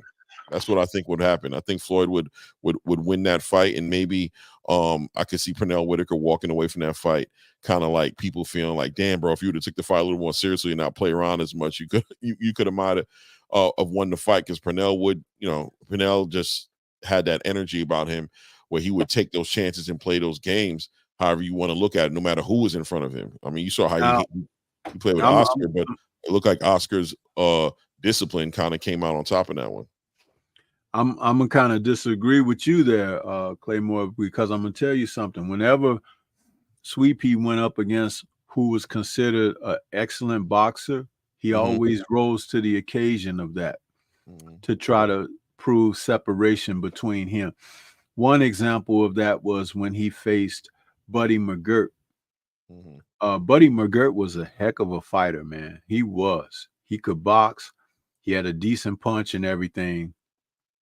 The first time they fought, the fight was closer. The second fight, he just totally dismantled Sweepy totally dismantled Buddy McGirt. And Buddy McGirt talked about him being, he said that Sweepy had a mean streak in him that a lot of people didn't realize. And he was probably the best body puncher that Buddy McGirt said he ever faced, because his punches to the body had snap on them, and he would hit you to the body like you hit the bag in the gym, and it was one of the best compliments that a fighter can pay another when you hear James Buddy McGirt talk about Sweet Pea Whitaker. Right. Some people may remember Whitaker's fight against Roger Mayweather, and Roger Mayweather dropped Sweet Pea in the fight, but Sweet Pea got up and kind of got into Mayweather a little bit, even to the degree that at one point in the fight where Mayweather's trunks was kind of coming down, and the ref called time so he was going to pull his trunks up, and Sweet Pea went over there and pulled his trunks down a little more. He pulled Roger's trunks down a little more. That's that playful element that you talk about. But when he would do things like that, it was always something psychological. It wasn't really being a goofball. But right. Definitely. Yeah, I mean, he was definitely there was an organized confusion to it. It wasn't nothing reckless. It wasn't reckless. He was always as reckless as it looked. It was always contained well. But I mean, and like you said, what era are we talking about? What age? I mean, are we talking about prime, the best version of Canelo Whitaker fighting the best version of Floyd Mayweather, which would only be the fair way to carry it. But it just seems like with Oscar De La Hoya or like Felix Trinidad, you know what I'm saying? Like it just seemed like that pressure and that ultimate. But these fights were later in his career anyway, right? Like these fights were towards the end when he was about to definitely late in his career. Right, exactly. So that wasn't the prime version of him. Yeah, I don't know. You know what I mean? I definitely do give Floyd Mayweather a lot of respect on his discipline and commitment to the sport, man. He never swayed from that. He didn't play with his career. He did not play boxing. Floyd never played boxing. Dead serious about that boxing. Playful in multiple different ways, but when it came to that boxing, cut no corners. And I just feel like those fighters get rewarded. Pernell was a great fighter, but Pernell was a what I mean, I didn't know him personally, but it just seemed like somebody who just, had a lot of natural talent and based it off that athleticism and that natural talent that he had. But did he cut corners? Did he party? Did he chill? And I think when you talk about these big fights with the greatest fighting the greatest, it's those intangibles separate them. I feel like those were one of the intangibles that separated Terence Crawford from Errol Spence outside of that accident. You know what I'm saying? I always question Errol Spence's, cutting certain corners and those intangibles in comparison to Terence Crawford's commitment to the sport and the way he was committed to being the best fighter at all times. Did that play a role when those guys met up in on the biggest show of their lives? And you know what? You're absolutely right when you say that, Clay, because check this out. Emmanuel Stewart said once about Floyd that he thought he was the smartest fighter that he had ever seen in the history of boxing. Mm-hmm. That was from the standpoint, and Emmanuel was well versed in the history of the sport as well as having trained so many dynamic fighters himself. But I think what Emmanuel is no longer here to explain it, but I think my interpretation of what he was saying is that Floyd was so talented that his ability to absorb and observe everything that was going on around him, mm-hmm. He knew better than his contemporaries, because the pitfalls and the trappings and things that they would stumble upon, he was not one to allow that to be his downfall. In other words, the drinking, the partying, the not training, to letting someone else get an edge and things like that. Floyd was so dedicated and dialed in, kind of like a Michael Jordan. Jordan was that guy too, And later years, Kobe became like that. I remember them talking about stories of going to the gym to work out, and Kobe was already there early in the morning, and like he got there so early it was before the sun came up and stuff like that. When you got a guy that's dedicated like that, it allows them, especially when they're in their perpetual youth, that it becomes like muscle memory. That's a hard thing to beat. You can think faster, you can react faster, you have a sense of being in a zone, so to speak. And Floyd operated out of that for so long that a lot of times he may have been on autopilot just because his contemporaries didn't do what he did. Right. You know what I mean? And that's why we were always looking for someone to challenge him. He was like, well, maybe it'll be Corrales. Maybe it'll be this guy. Maybe. And it's like he's still turning these guys back because he still got something in reserve because they're not at their best. But he's at his best, but they don't even have the best to bring out of him. And that's one of the things that we kind of overlook when someone's going through a career. Right. You look up and the career is done, they finished and everything. You be like, but wait, we never got to see. Well, yes, you did. It's just that his contemporaries didn't elevate and raise their game to the degree of where, you got to take note of something really special. Like one thing we've never seen him have to do. We've never seen him have to go after somebody and knock them out to get the victory. Like, remember when Diabetes Hurtado was over Whitaker, and Whitaker had got dropped a couple of times in that fight, and it was looking like Whitaker was going to lose that decision. And he came back in that last round and he knocked Hurtado out, had him over the ropes and was just pounding him out of there. We had never seen that from Sweepy before, but he was able to do it. I believe Floyd was capable of that as well. If it wasn't necessarily called upon, he didn't have to do it because he kept stuff in reserve. It's like, I'm not going to show you everything I got, but if you make me have to reach in my bag, watch out. Right. That kind of he was always able to dig in. He showed that he was able to lock in. You know what I'm saying? That he was able to shake off all the nonsense and lock right in and do what needed to be done. But and knowing that, I think also made it easier, gave him that room for for entertainment, and we always going to remember Pernell, rest in peace of Pernell Whitaker too, because obviously going into this weekend with Keyshawn Davis, the last time that arena that they're performing in was packed out was because of Pernell Whitaker, you know what I'm saying? So there's going to be a significant weekend in memory of him. I'm sure they'll do something to remember him as well.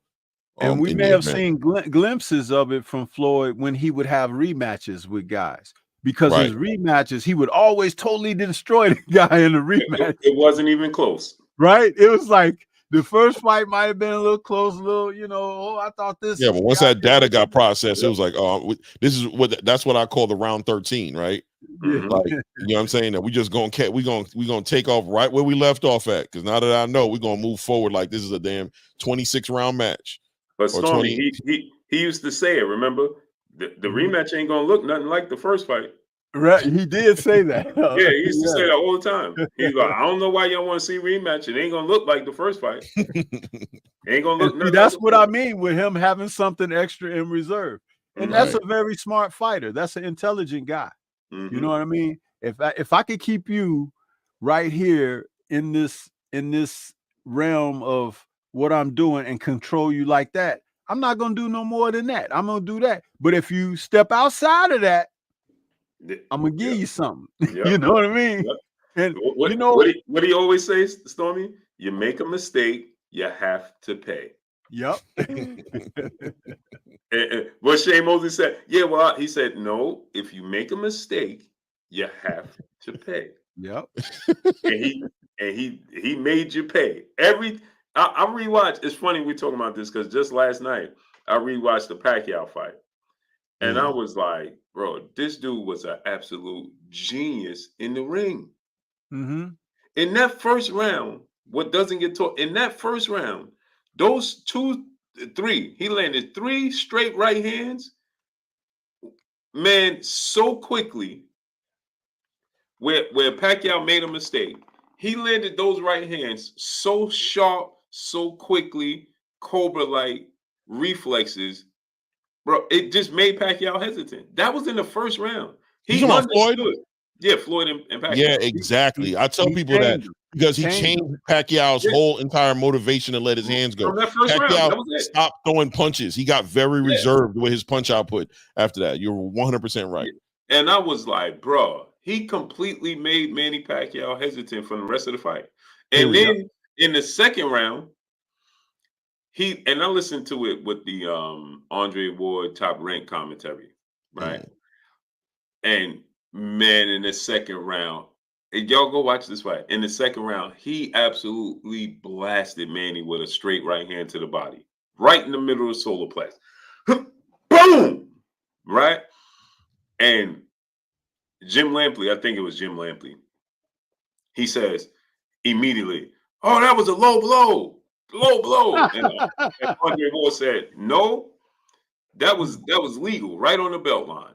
And he said, and then Andre Ward said, and Manny felt that. He felt every bit of that. And I said, right. But let's get on out of here, fellas. I got to go get my grandkid. Salute, Enrique, man. Appreciate you. He said, how much did Uncle Roger influence Floyd? Well, it's hard to say because Senior taught Roger. Salute to Enrique back in the super chat. Pernell versus Mayweather would be close. I got Pernell. Yeah, it would be a great fight. Wait, can I comment on that Roger thing right quick? Just to say that Roger was huge, man, because Roger was the bridge. He's what allowed Floyd to become Floyd when Floyd Sr. Dropped the ball and got caught up in his personal life. Because of Roger's presence, he was huge. You know what I'm saying? In the whole situation. And also, allowing Floyd to be developed in a way to where Floyd was just forward tough. You know what I'm saying? Mentally dealing with those situations. I think without Roger there, Floyd, that was like the Customato Mike Tyson thing, in my opinion, where like when Customato kind of slid off and passed away, it's like Mike Tyson really kind of got loose and crazy. If there was somebody who held the weight like Customato, you know what I'm saying, in Mike's life, and I'm talking about an ability to manage Mike's personal life, Mike would have probably never even touched a bit of liquor, touched, smoked no weed, sniffed, played around into the things he played around in, and maybe been the fighter that a lot of us thought he could be if he didn't fall to his own vices. Roger was paramount, was vital in Floyd Mayweather's development. I think he was super important, bro. Probably the most important person in the equation, because although Senior was the one with the knowledge and he raised Floyd up and gave Floyd everything he had, Roger was the one who helped carry Floyd into the biggest fights of his life. The biggest, most important fights of his life that made him who we call the TBE today. You know what I mean? For whatever it's worth. That's why I think of Roger Mayweather. Rest in peace to the great Roger Mayweather.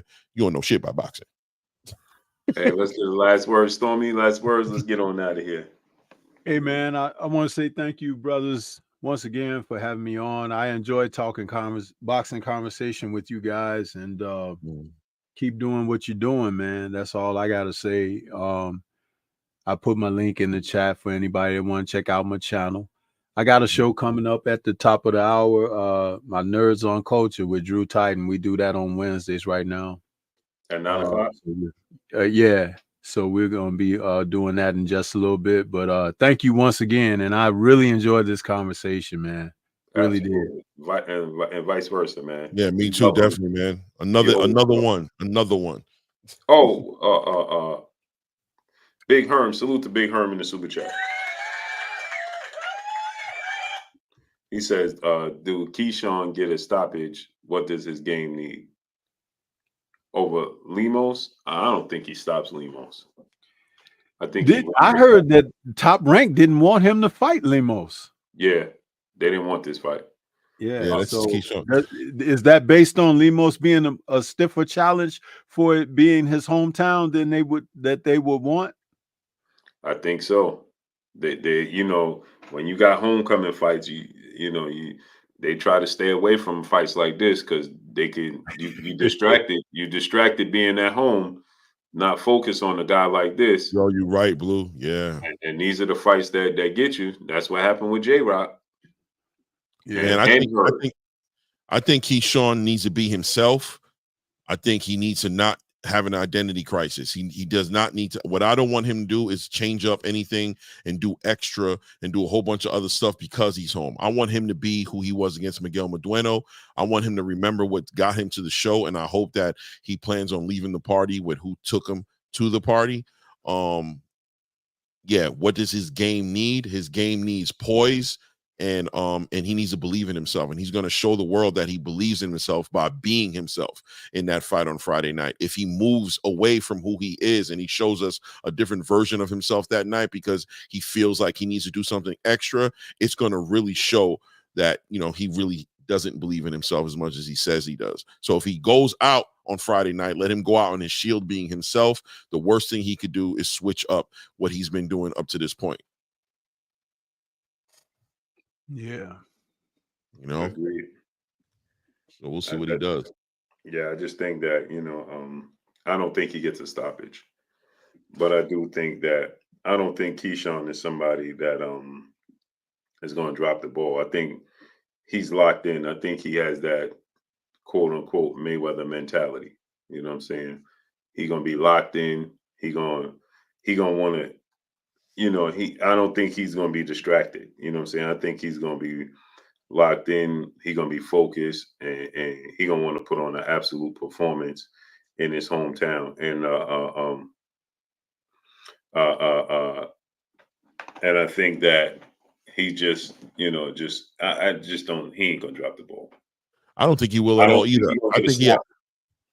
I think he has great people around him, bro. I think between Bomac, Shakur, I think he has that circle that keeps him humbled when he gets out of line. And Terence, I just think he has great pedigree around him and great temperament around him. And I think that rubs up on him. And he knows what I just said. I think he knows better than I could ever say to him. He knows, like, for sure, I can't be nobody but me. And I got to be what got me there. I'm either him with what I've done, or I'm not him. But we're going to find out because him is coming to the show Friday night. You know what I'm saying? We're going to find out.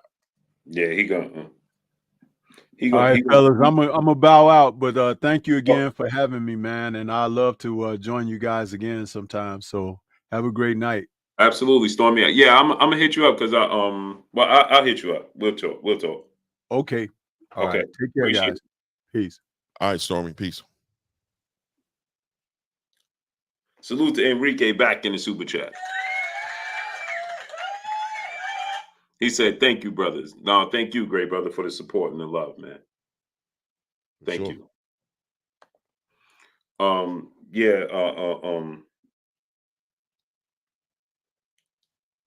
I think that Enrique, I'm kidding. Yeah, Gustavo. I'm about to put him in the fight with Keyshawn. No, but I just think that he's I think Keyshawn, is just too focused. He has a Terence Crawford, Shakur Stevenson, temperament, mentality, and approach, a Floyd Mayweather type of approach, and I don't think that he's going to drop the ball at all. Me neither. Not at all. He'll be good. You know what I'm saying? He won't drop the ball. He won't underestimate Lemos. He won't let the distractions being at home. Right. That ain't going to affect him. Lemos have power. He's aggressive. He's awkward. That style is just hard to deal with. That Argentinian style is just difficult to deal with, man. Especially with that punch output that he brings. He brings kind of like a little bit of that Williams Zepeda energy as far as a high punch output. Yep, all fast. Is a star born Friday night? Is Keyshawn Davis one of those guys after Friday night at 135? Is he one of those guys? I don't know if Lemos is the opponent to make him a star. Right. Right. I don't But think the event, 10,000 people sold out in his home city. that's his home. Turkey behind him with Riyadh helping with the promotion. Supposed to do that. Supposed to do it. Okay. What makes you a star is when the quote unquote platform is equal across the board. You know what I'm saying? Terence Crawford going to the UK, Floyd beating, Gennaro Hernandez when he was supposed to be too green. You know what I'm saying? Mm-hmm. Those are the things that Mike Tyson winning a heavyweight title at 20 years old. Mm-hmm. You know what I'm saying? Those are the things that catapult you into that next conversation. But let's get on out of here, great brother. Let me go get my grandbaby. All right, man. I appreciate you, man. Great night. Yeah. Great content, man. I appreciate you guys, man. Have a good night, guys. Yes, sir. Tomorrow we back on, man. And I'll be on time tomorrow. We'll be on time tomorrow. You will strive. We will strive, guys. We will strive to be on time tomorrow. No doubt. Well, I appreciate y'all, man, coming through. Salute to my brother Claymore Rain. Go subscribe to my brother Claymore Rain. Salute to each and every one of y'all in the building and chat that support us.